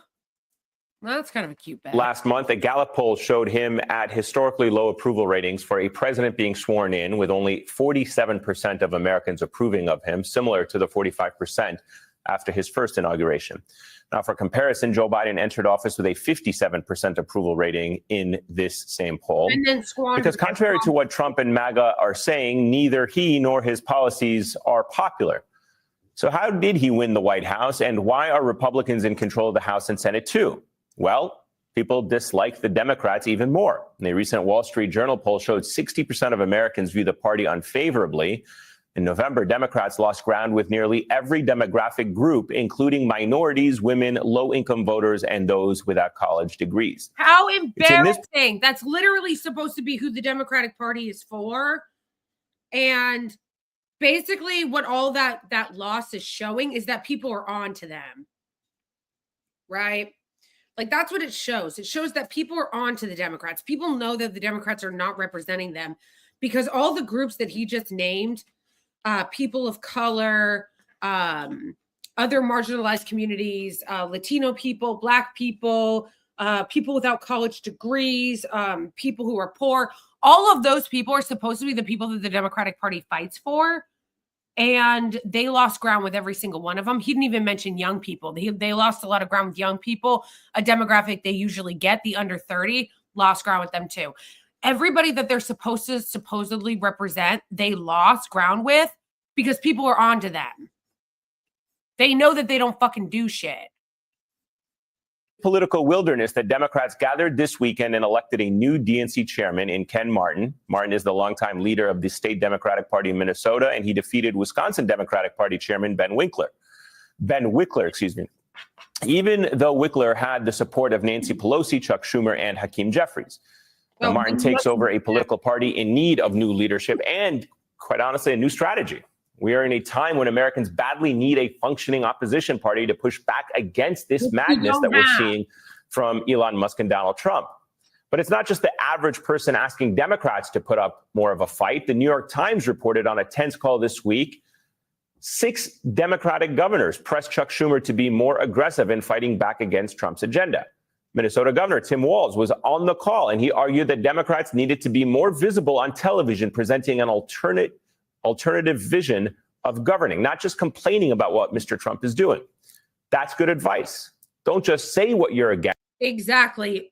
Which is another thing that Democrats love to do, is to just sit around and point at what Trump is doing without fighting back in any meaningful way or presenting an alternative vision. They're never like, yeah, what Trump is doing is terrible. This is what we stand for, you know, blah, blah, blah. It's, oh my gosh, what Trump is doing is terrible. We stand for good things, not bad things. And then don't do anything and act like they're not lawmakers. Lay out the vision for what you're actually for. Now, but before the party can lay out a vision of what they are for, they need to actually figure out what that is. Last week, when the Trump administration was making a big show out of deporting undocumented immigrants, Democratic Senator Chris Murphy bragged that in the first week, Trump removed 7,300 people. On average, Biden was removing 15,000 a week. Under Biden, 72% of ICE arrests. Bro, that's so embarrassing. The Democrats really don't stand for anything. What do you fucking stand for? You're really out here bragging about deportations? We did more. Arrests were criminal. Under Trump, it's dropped to around 50%. Trump is removing less people and less criminals. So what's the Democratic position here? Are they confronting? Shout out to the mods. Thank you. Yes. Wait, where was that? Yes, there we go. Good thing. I love your mods. They all kick ass. Thank you. Shout out to the mods, the Twitch mods. You guys are amazing. Trump because they think he's pushing racist and fascist immigration policies? Or are they confronting Trump because they think that Democrats are better at executing those policies? But that's not the only contradiction within the Democratic Party. Democrats are rightfully railing against oligarchy, a small group of extreme. Exactly. They don't stand for anything.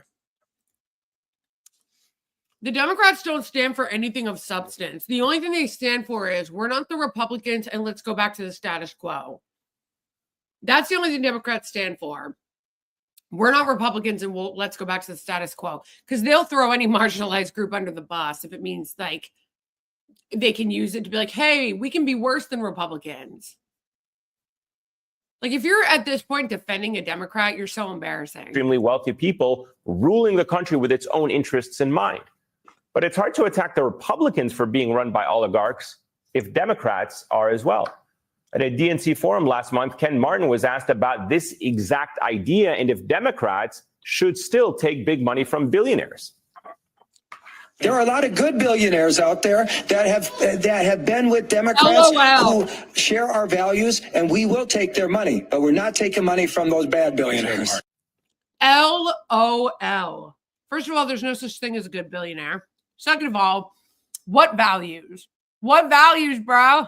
While Democrats can't unilaterally disarm on fundraising, this billionaire issues is among many lingering questions that await Democrats. And they better start coming up with answers fast because this country is currently under attack from within. Ken Martin wasn't the only leader elected by DNC members this weekend. Pennsylvania State Representative and a good friend of this show, Malcolm Kenyatta, was elected as one of the party's vice chairs. He joins me now. It's great to see you again, Representative. Thank you for making time for us. I know it's been a busy weekend for you. Let's talk about some of the issues first. Give me a sense of how you feel, how the DNC leadership election went. Where do you come down on this issue of money in politics, trying to fight the oligarchy? I'm pretty sure that Malcolm Kenyatta is also a hack. I'll hear him out, but I think he's a hack. So, Eamon, first of all, it's exciting to be with you.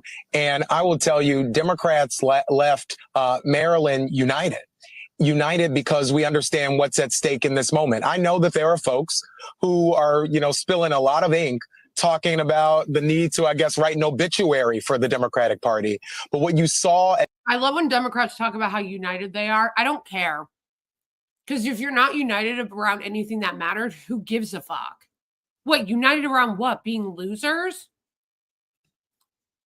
National Harbor was not a funeral for Democrats. What you saw was a revival. You saw a Democratic Party that includes all 50 states and 7 territories talking about what we're going to do to build a party that is ready to win, a party that can expand, a party that can last and has a strategic vision for the future. And you saw that with a quick vote to confirm our new chair, Ken Martin, somebody who has spent a lifetime electing Democrats up and down the ballot, a lifetime understanding the needs of state parties as the just past chair of ASDC, which is the chair of all of our state parties, somebody who understands that in this moment.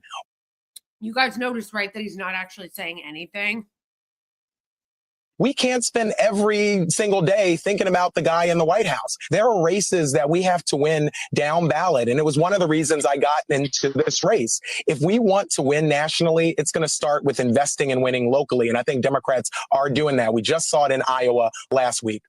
Let me ask you about what is happening right now with this administration and the voice of the Democrats. That they are not investing locally. No, they're not. What they do is they allow dark money billionaires to come into primaries and they let Republicans go into primaries. What do you think all that AIPAC money is that they allow? The Democratic Party is invested in attacking the left. They're invested in attacking the left. They are not invested in building up the party from the grassroots and local level. No, they're not. They're not invested in building up the party from the grassroots and local level at all. They're invested in allowing Republicans to come into primaries and hacks to come into the primaries so that they can attack the left, attack progressives, and have AIPAC shills and dark money billionaire shills come in to defeat progressives. That's what they're invested in. That's what they're invested in. They are not invested in building up progressives at the local level. In fact, a lot of what the Democratic Party does is spend capital that they have and resources that they have attacking anyone on the left because that is their real opponent. Their real opponent are not the Republicans. The real opponent of the Democratic Party is not the right wing. It is the left. And that is why you see them taking the gloves off when it comes to the left and getting involved in primaries to crush the left but you don't see them doing that to the right.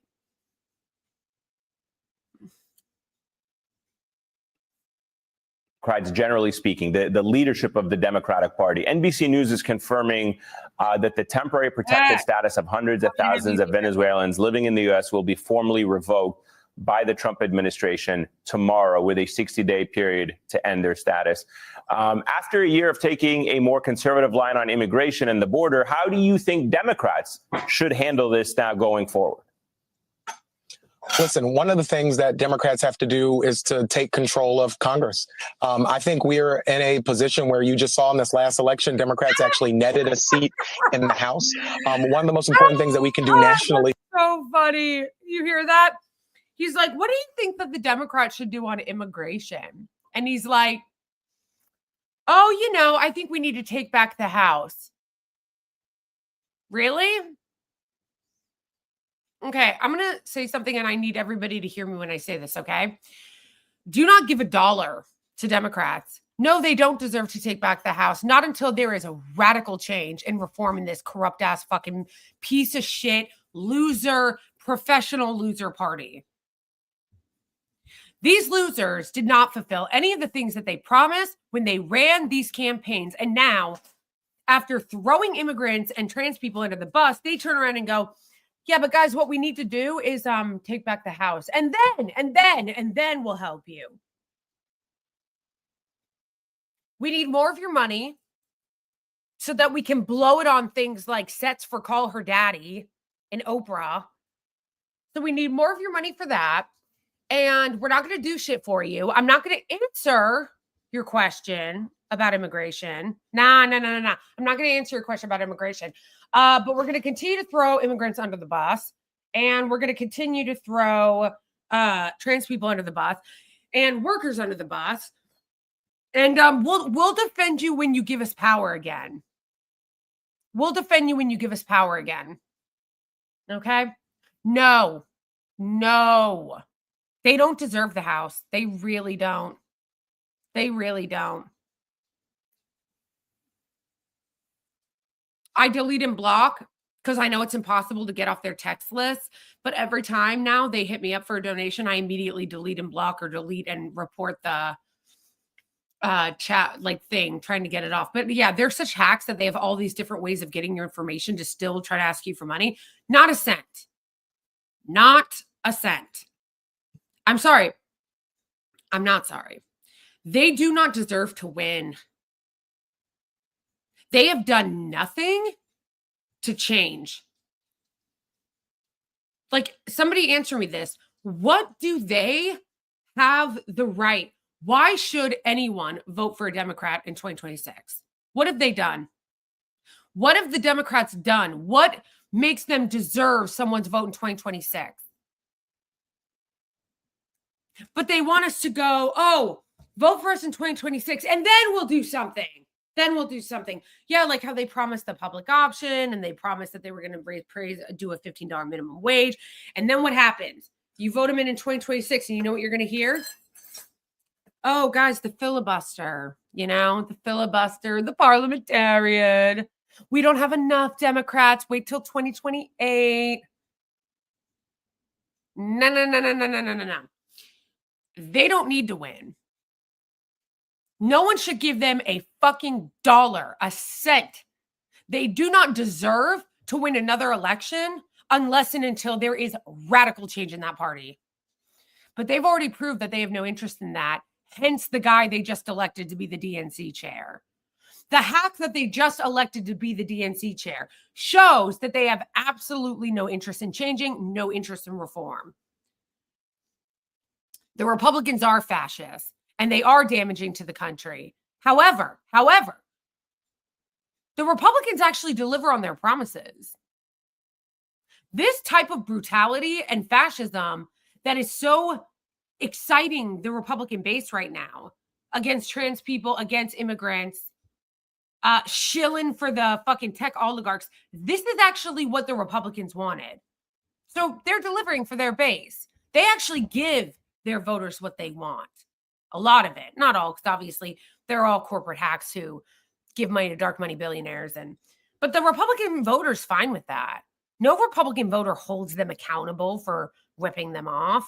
So they're giving their voters what they want. When was the last time Democrats gave their voters what they wanted? Democrats don't give voters what they want. They spit in their face. Democrats don't give voters anything except for kick them in the teeth. So no. So no. Oh, we need to take back the House in 2026. Fuck you. Fuck all of you. That whole fucking party is pathetic. How many times, if you're a Democratic voter, somebody who's voted Democrat, like I have many times, how many times are we going to allow the Lucy in the football routine? Kamala Harris raised over $1 billion in the election. They just set that shit right on fire. They just set that shit right on fire. They lit that $1 billion on fire. Did you donate to a Democrat in this last election? They just lit your money on fire. They've done nothing. They've done nothing to help you. So why should we reward them?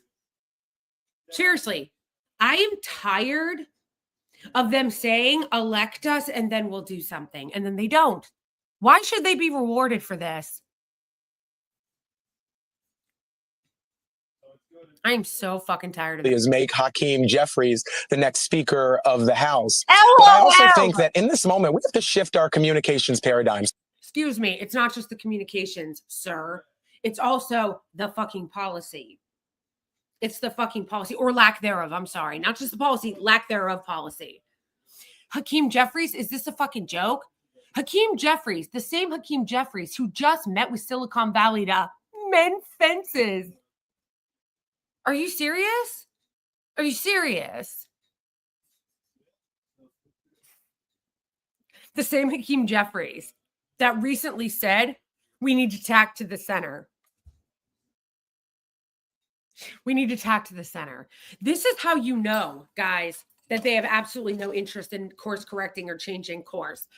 Because you hear Hakeem Jeffries say things like, we're going to tack to the center. We've got to get back on the good side of the billionaires.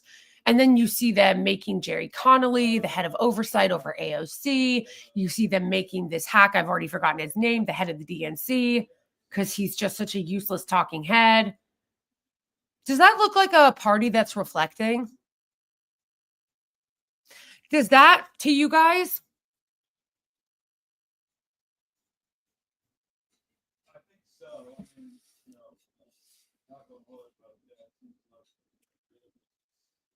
Does that sound like a party to you of people that are reflecting? Yeah, I didn't think so.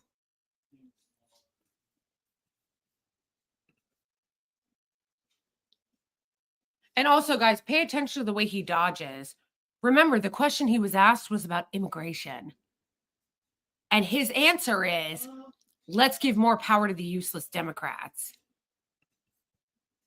So much of the conversation around politics in general is politician A says something, politician B says something, and then the story is about that argument. The reality is the policies that are coming out of this administration impact real people in their real lives, impact the very folks that you were talking about, people who were granted temporary status to be here because of the crisis happening in their country, people who are coming here for a better life. One of Donald Trump's biggest donors himself is an immigrant to this country. We have to have a sane policy at the border that keeps our families, safe, that deals with fentanyl, that makes sure we have a fair, humane, legal process.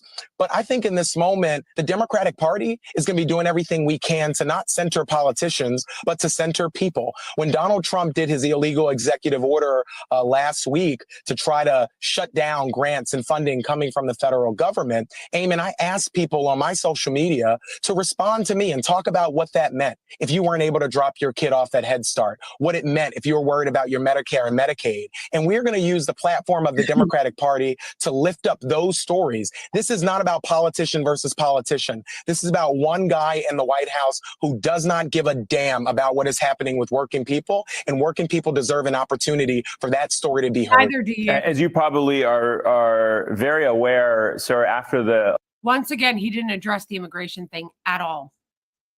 At all.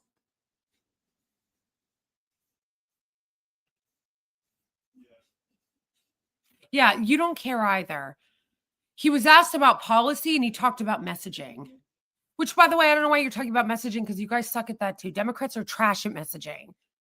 But they also have no policy and they don't stand for anything. So election, there was some criticism even within the Democratic Party that the Democratic Party had been focused on identity politics. It's something that the Republicans have obsessed over and tried to paint the Democratic Party as obsessed with, that they are just focused on identity politics. And they spent millions of dollars playing that up among ordinary. Yeah, do you know the reason why it works? Is because Democrats don't do anything else. That's the reason why the attack works, because it's not like the Republicans don't use identity politics. The Republicans love identity politics. They love white identity politics. The reason why it works when they go after the Democrats about only caring about identity politics is because the Democrats don't care about anything else. They don't do anything else on behalf of the people. Because if Democrats actually did fight for the people, they weren't fucking simps to the billionaire class and the fucking Israeli lobby, and they actually delivered for their base, delivered for working class people in a way that the Republicans deliver for their base, then it wouldn't work. The attacks wouldn't work. They would fall flat. Because again, whether or not you like what the base of the Republican Party wants, which is all awful things,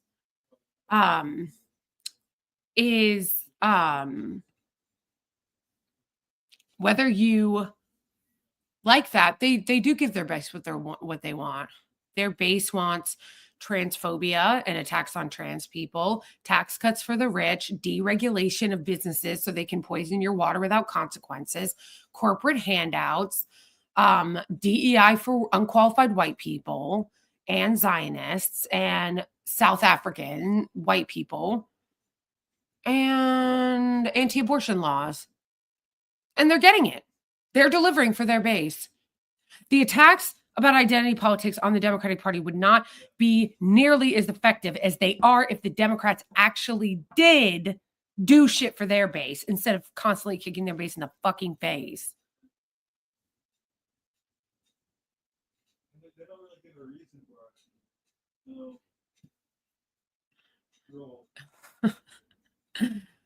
Thanks, Anno. Thank you.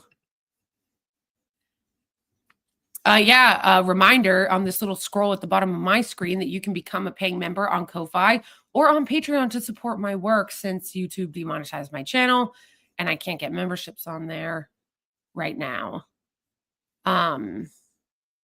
So that I can continue to do this, because it costs time and energy and labor to do these live streams for the amount of time that I'm doing. And subscribe on Twitch, because I saw your comments coming from YouTube. Come to Twitch.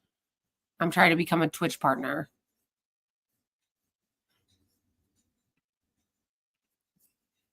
Ordinary Americans.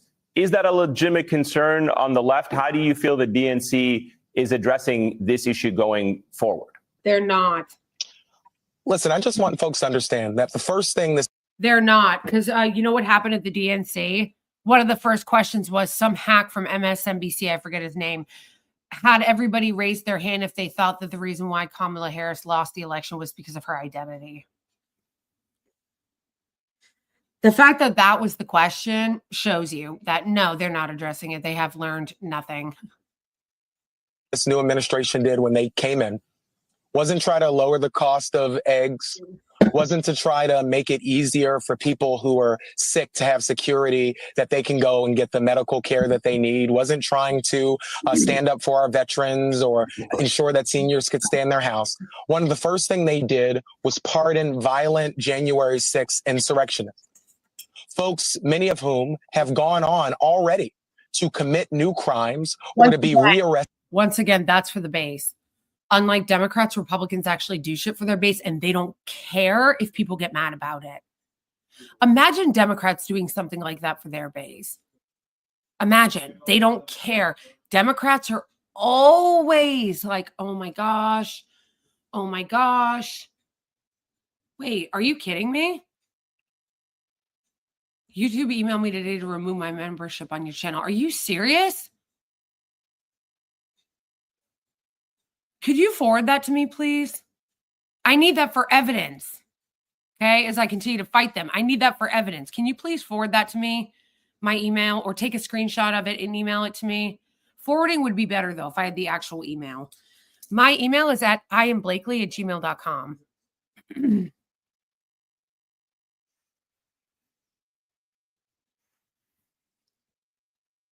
Yes, please do. Can you forward it to my email, iamblakely@gmail.com?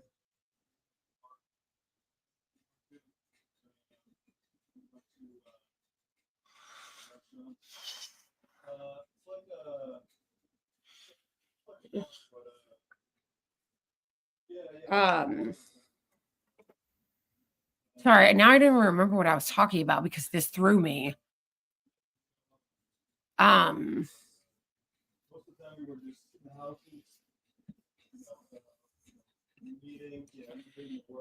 Arrested for crimes that. Oh, that's what it was. They actually do deliver for their base. Can you imagine a Democrat doing something that's very unpopular just for their base? You could never imagine it. They never would. They never would. LOL. Running for office, Lamau. Oh my gosh. AC, sorry, one more question to AC about the YouTube membership. Can you see what would happen if you hit yes? I'm curious if they would even let you. What would happen if they give you an email to renew your membership if you hit yes? If they'll allow you to do it, if they'll charge you. If you wouldn't mind doing that, because I don't think they will. I don't think they will charge you or allow you to renew it. The fact that they even sent you the email, though, to renew it is so insane to me. I would be really curious if anybody else got an email like that, if you could just hit renew and see what they did.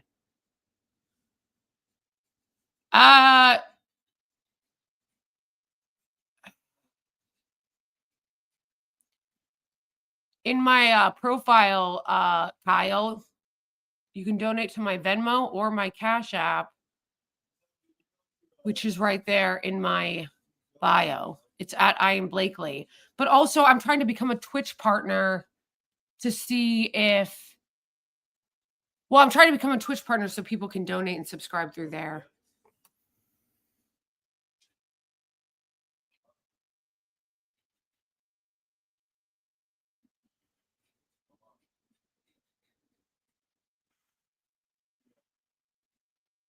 But just like...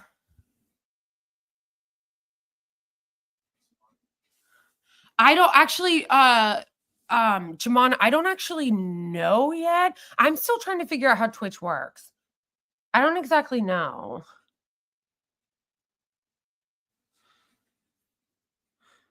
It's not letting you comment on Twitch? Can one of the mods check on that and see why they're not letting Jamon comment?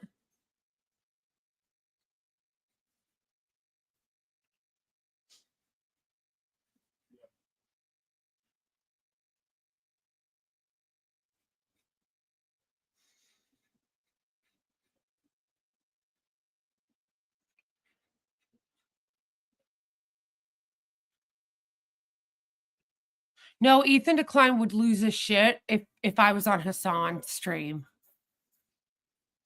Oh, Jamon, maybe you're not following me on Twitch. You have to follow to comment.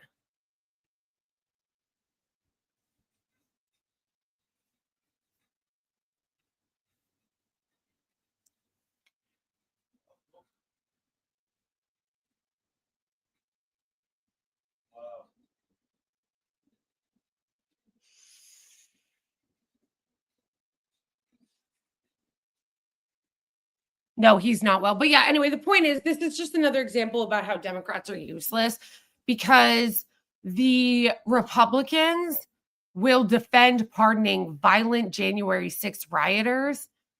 And they don't care that it's not popular. They did it for their base.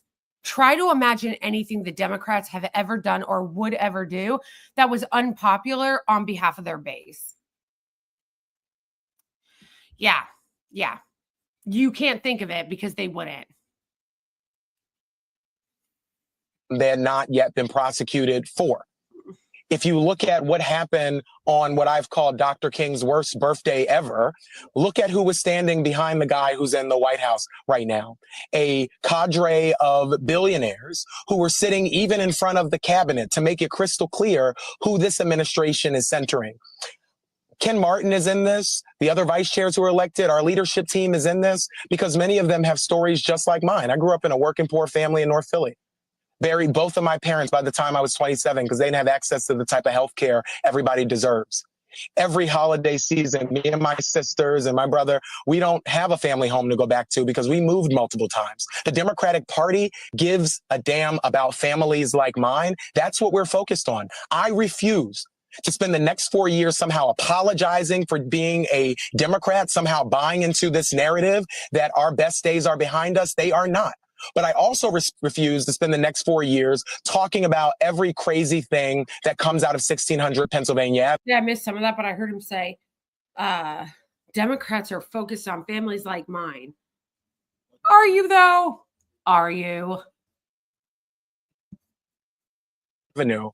Democrats did so much better down ballot than, the 1.3% or whatever it was difference that we saw at the top of the ticket. And I think it's going to be incumbent on us to tell those stories. My sister said something that I'll never forget, that Donald Trump lies with more confidence than Democrats tell the truth. And we are going to tell the truth. We are the party of working people and working families. And we're going to spend every single day reminding the American people of just that. And I'm excited to get to work under the leadership of our new chair. And let me ask you again really quickly about just foreign policy and not to relitigate the past in the election, but looking forward. There was a YouGov poll that came out after the election that showed this. Kamala Harris paid the price for not breaking with Biden on Gaza. 29% of non-voters who supported Biden in 2020 said U.S. support for the genocide was the top reason they sat out the 2024 election. Looking forward, is the Democratic Party, and certainly under the leadership of this current DNC, prepared to take a more firm stance on this issue, Israel and Palestine?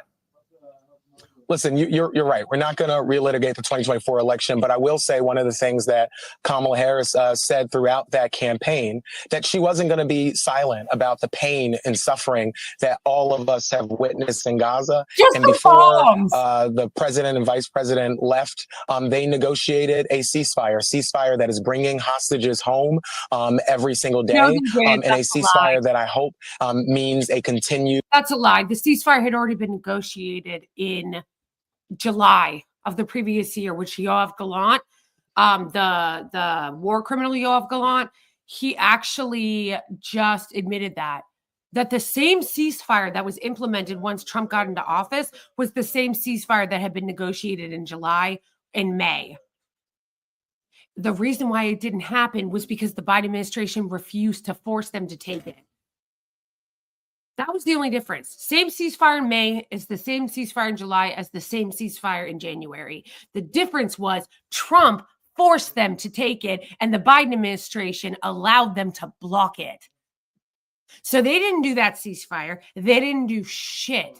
And I don't give a fuck if Kamala Harris says nice things like, I'm going to speak out against what we're doing. You funded it. You paid for the bombs. You refuse to stop them. That's you. They're disgusting. Thank you, AC. What did it tell you?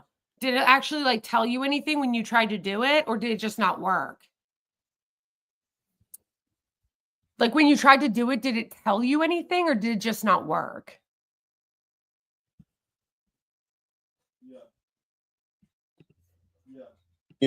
Relief of the pain, the starvation, the destruction that we've seen. And this is a party that understands that we have to listen to everybody. This is a party that's not going to allow safe harbor for anybody who wants to engage in hate, be that anti-Semitism, be that Islamophobia, be that these folks who want to pick on people for who they are and how they identify. This is a party that cares about working people and working families. I didn't want to, Eamon, come on the show and tell my husband what I got him for Valentine's Day, but I decided him to get something expensive. I got him a dozen eggs because that's one of the most. I don't give a fuck about what you gave your husband for Valentine's Day, bro. Answer the question about Gaza. Is this a joke?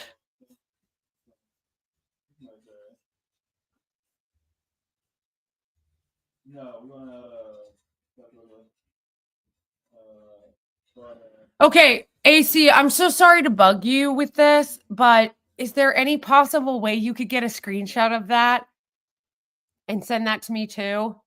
The thing about it being available, like when it's available, if you get a screenshot of that and send it to me too, I would really appreciate it. I'm trying my best to collect as much evidence as I can to show that what they're doing is biased and doesn't follow through with what they're claiming.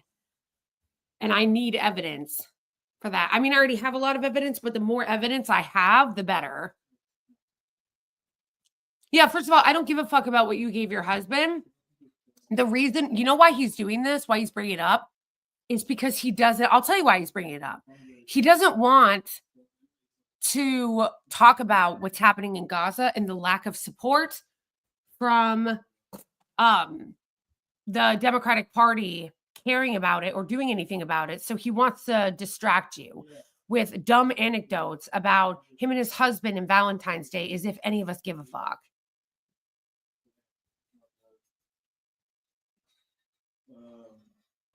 My husband is rooting for Philly. I don't care about football. Most expensive things you can get right now. So I hope, baby, you don't cook all of them at once. That's what we need to be focused on. He didn't answer the question about, okay, again, as I was remembering, he is, okay, so as I was saying, he's a fucking hack. Yeah, that's what I thought. He was asked two very direct questions, and it's annoying that Eamon didn't press him. Like, get the fuck, Eamon, you're a fucking journalist. Press on that shit. Why? That's another reason, actually, and that's partially Eamon Mohadin's fault and all the so-called journalists' fault that do this, is that it is your job as the press to press them. Oh, are you, AC, are you doing it on your phone or are you doing it on your desktop? Because if you're doing it on either and you don't know how to screenshot it, I can show you how. I can tell you how.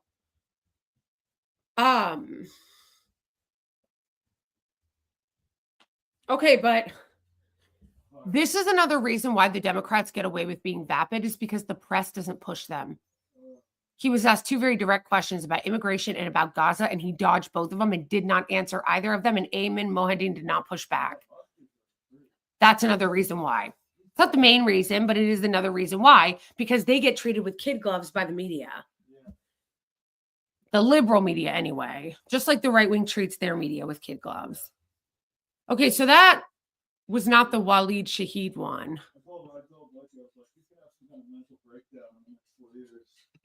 Hold on.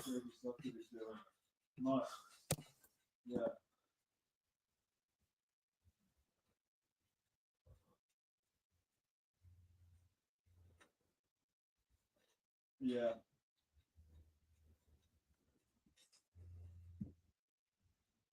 $9? Are you serious? Wow.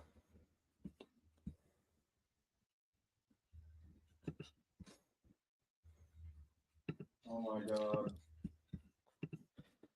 So they're saying right here that Trump says, I'm committed to buying and owning Gaza. That's not a fucking thing. That's against international law. You can't fucking do that. I may give parts of it to other Middle Eastern countries to rebuild it out. Will turn Gaza into prime location for future development. This is literally admitting that you want to have, that you want to do an ethnic cleansing out and proud genocide, out and proud ethnic cleansing. I hope that the Arab states fight this. It's not enough for the Arab states. The Arab states can't allow this. Saudi Arabia, Egypt, they need to say that they'll never normalize relations with the Israeli regime if this shit continues. This is not cute. I love how the anti-war, anti-interventionist MAGA are all fine with this. They're all like, cool. All the anti-war, anti-interventionist people are now like, yeah, cool. Let's go take over Gaza by force. Let's do an ethnic cleansing in Gaza and kick all the people off their land. Based. They're all frauds. They're all full of shit. I will take care of the Palestinians and ensure that they are not killed. I'll look into individual cases to allow Palestinian refugees to the U.S. They don't want to come to the U.S. They don't want to come to the U.S. They want to stay in their home. And then it's also funny because the racists are so dumb. They don't put the 2 and 2 together as to why there are so many Muslim and Arab people now in the West is because the U.S. keeps fucking with their countries. Most of them didn't want to leave their lands. They got exiled from their lands because of foreign intervention from places like the U.S., but none of those morons put that together.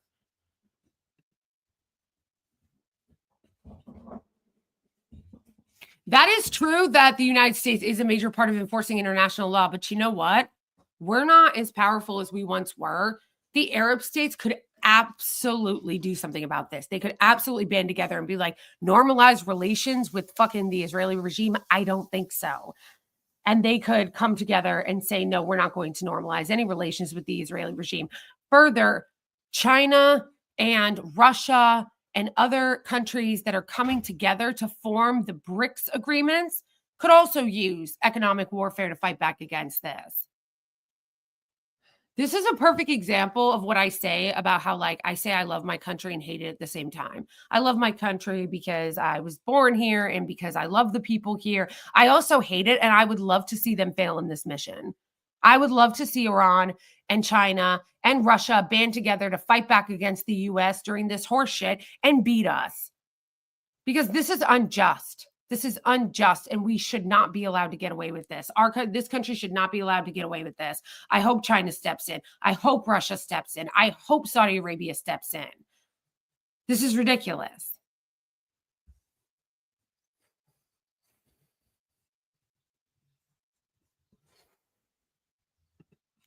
Where's the anti-war MAGA?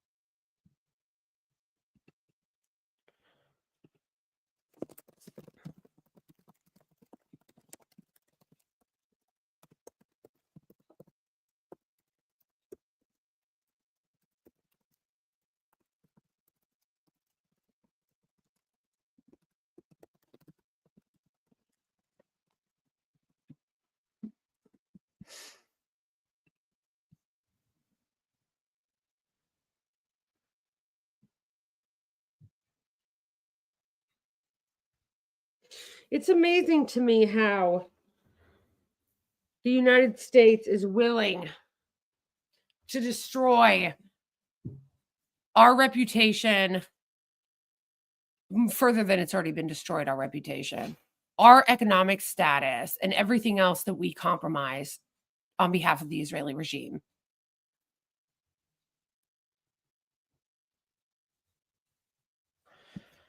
Doesn't matter if it's only 5. Because the people that do are some of the most powerful. Do you guys know how badly the Israeli regime wants to normalize with Saudi Arabia?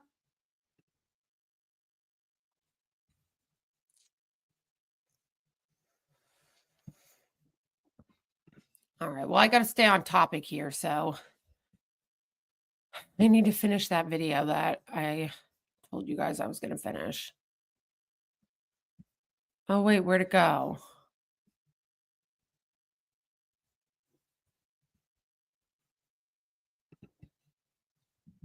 Oh, here it is. To what we're hearing from a lot of these Democratic elite.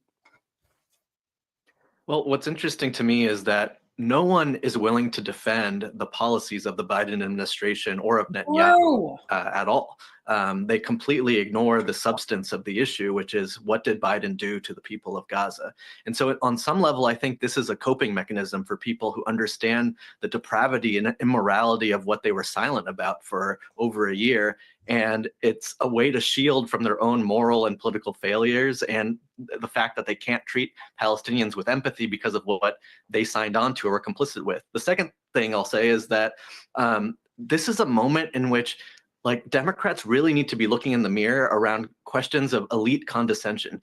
I don't think Palestine is unique to this. Democratic elites sneered and condescended to voters who were concerned that Biden was too old to run for president. They condescended to voters who thought the cost of living was too high. They condescended to voters who were concerned about Gaza. And this is all part of a pattern in which Democratic elites don't listen to voters, don't listen to their own members of their party, and they pretend they know better and that people should just get in line and vote for them, and they don't actually have to work to earn the trust or support. This is a time where we need to grow the tent, listen to voters, make the biggest tent possible, take on Musk and Trump and MAGA. And the fact that we're pushing people even further and further away from the party is not a path to a Democratic majority. True. All right, so speaking of those Democratic hack elites, I give you Bakari Sellers.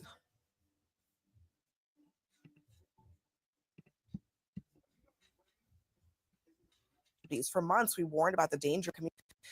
I feel sad and angry and scared for our communities. For months, we warned about the dangers of Trump at home and abroad, but our calls largely went unheard. Trump's illegal calls for ethnic cleansing are horrific, but as on so many issues, Democrats had a chance to persuade voters. They were better than the alternative, and they blew it. I think ridiculous. That statement is frustrating. That statement is ill-timed. That statement is petty. I really would call it what I want to call it, but my mom's watching the show.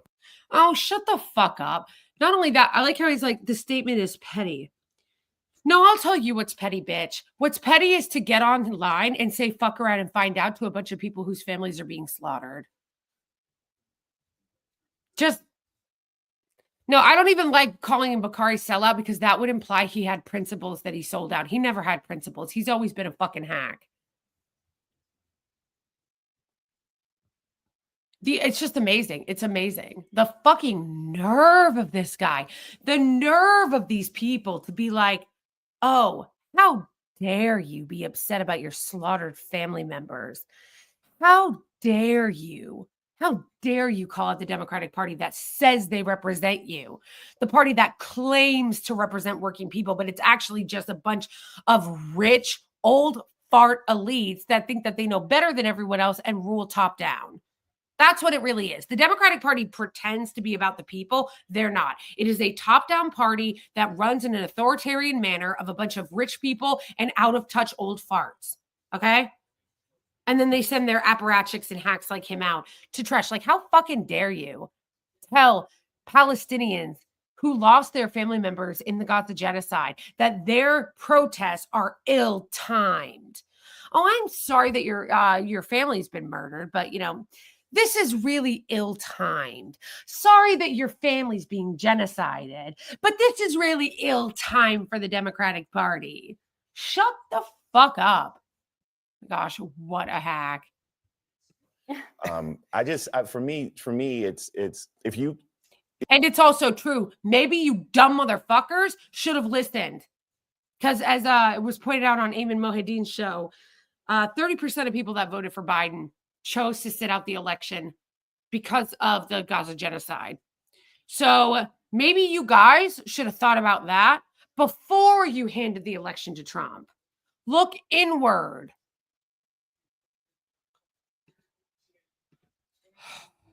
If you actually voted one way or withheld your vote, you should own it. Mm-hmm. I do There own were two choices in this campaign. I do own it, bitch. Yeah, I own it. I voted third party because you guys fucking suck. You guys fucking suck. And you chose genocide over winning. You chose to empower genocide over winning an election with voters that you could have persuaded. You chose to throw LGBTQ people under the bus. You chose to do hawkish, deranged immigration rhetoric and have Liz Cheney campaign with Kamala Harris. Yeah, bitch. Yeah, bitch. How about you guys own something for a change? I own my vote, but of course they don't own theirs. It's never their fault, you know? Because it's so ironic that he's telling third-party voters to own their vote when this bitch is a part of the same shit party that can never take accountability for shit. The Democratic Party runs in a way that is like, we can never fail. We can only be failed by the voters. You know? We never fail. We're failed by our voters. It's not that we failed. It's that our voters failed us. Oh, hey, Johnny. Yeah, exactly. Exactly. But it doesn't matter. We don't owe them shit.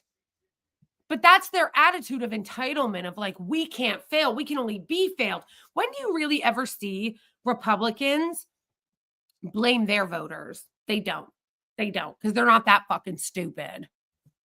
Oh my gosh. I seriously, you know what I think? People don't hate the Democrats enough.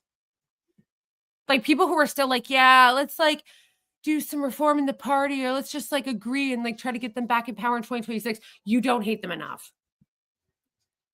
If you have ever tried to help the Democratic Party, vote for Democrats, you should be fucking as furious as I am. Everybody should be furious at these losers. It was your job to persuade people to come out and vote for you, and you fucking failed. This is the same bitch that defended them having a fucking Republican speak at the DNC while they shut out and shunned a Palestinian speaker from speaking. They had the opportunity to have a Palestinian speaker, and they chose to shun her and have a fucking Republican. What a joke.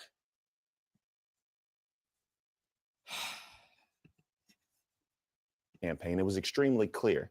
You had Kamala Harris going forward who recognized. You're right. It was extremely clear. All she had to do was say that she was going to distance herself from Biden's policy and would do different than what he is doing, and she would have won. And maybe not campaign with Liz Cheney. I really don't think that fucking helped.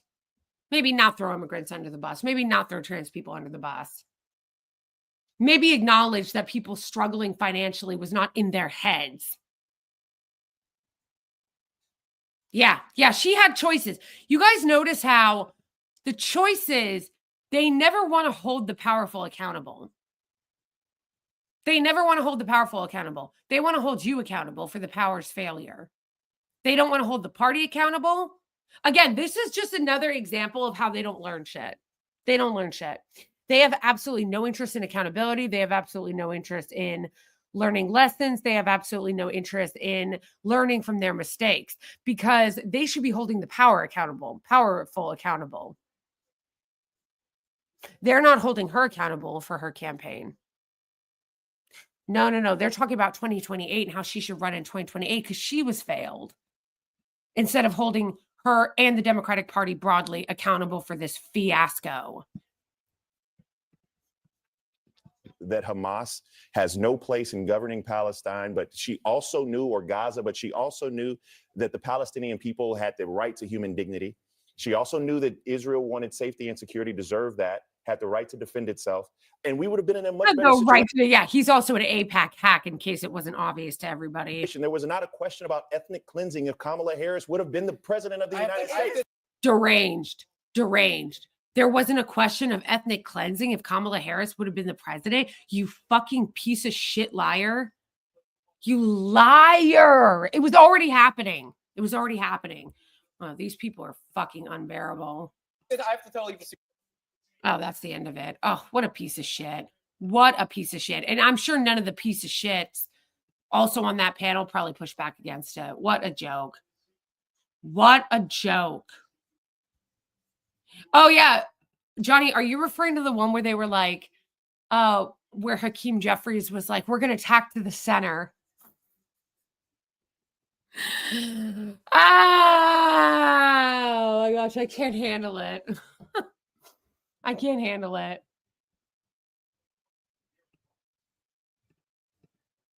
If the election was held the day that Biden dropped out and she was coordinated, she might. Yeah. Yeah, because honestly, when it first happened, when she first came in, I was leaning toward voting for her. Even though I was furious at the Biden administration, obviously I was furious about the genocide, but I was kind of hoping that she would say she was going to change course, that she was going to defund the Israeli regime, stop sending them weapons. That was my hope. And if she would have, I would have voted for her. But she chose not to. She chose not to. That is on them. That is on the Democratic Party. But that fucking AIPAC hack over there, Bakari, I'll sell any modicum of dignity that I have in order to make money and shill for the Israeli regime and the Democratic Party. No. He wants to sit there and talk to you about choices. Okay. He wants to sit there and talk to you about how it's actually your fault, how you failed the Democratic Party, because the ethnic cleansing and genocide that we watched with our eyes for 15 months, that wouldn't have happened under Kamala. Be fucking serious. Oh, hey, O'Day. Hey. No, they're so full of shit.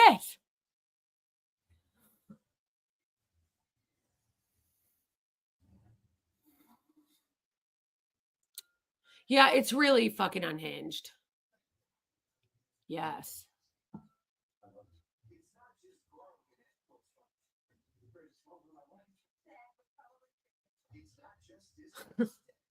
It's unreal. It really is.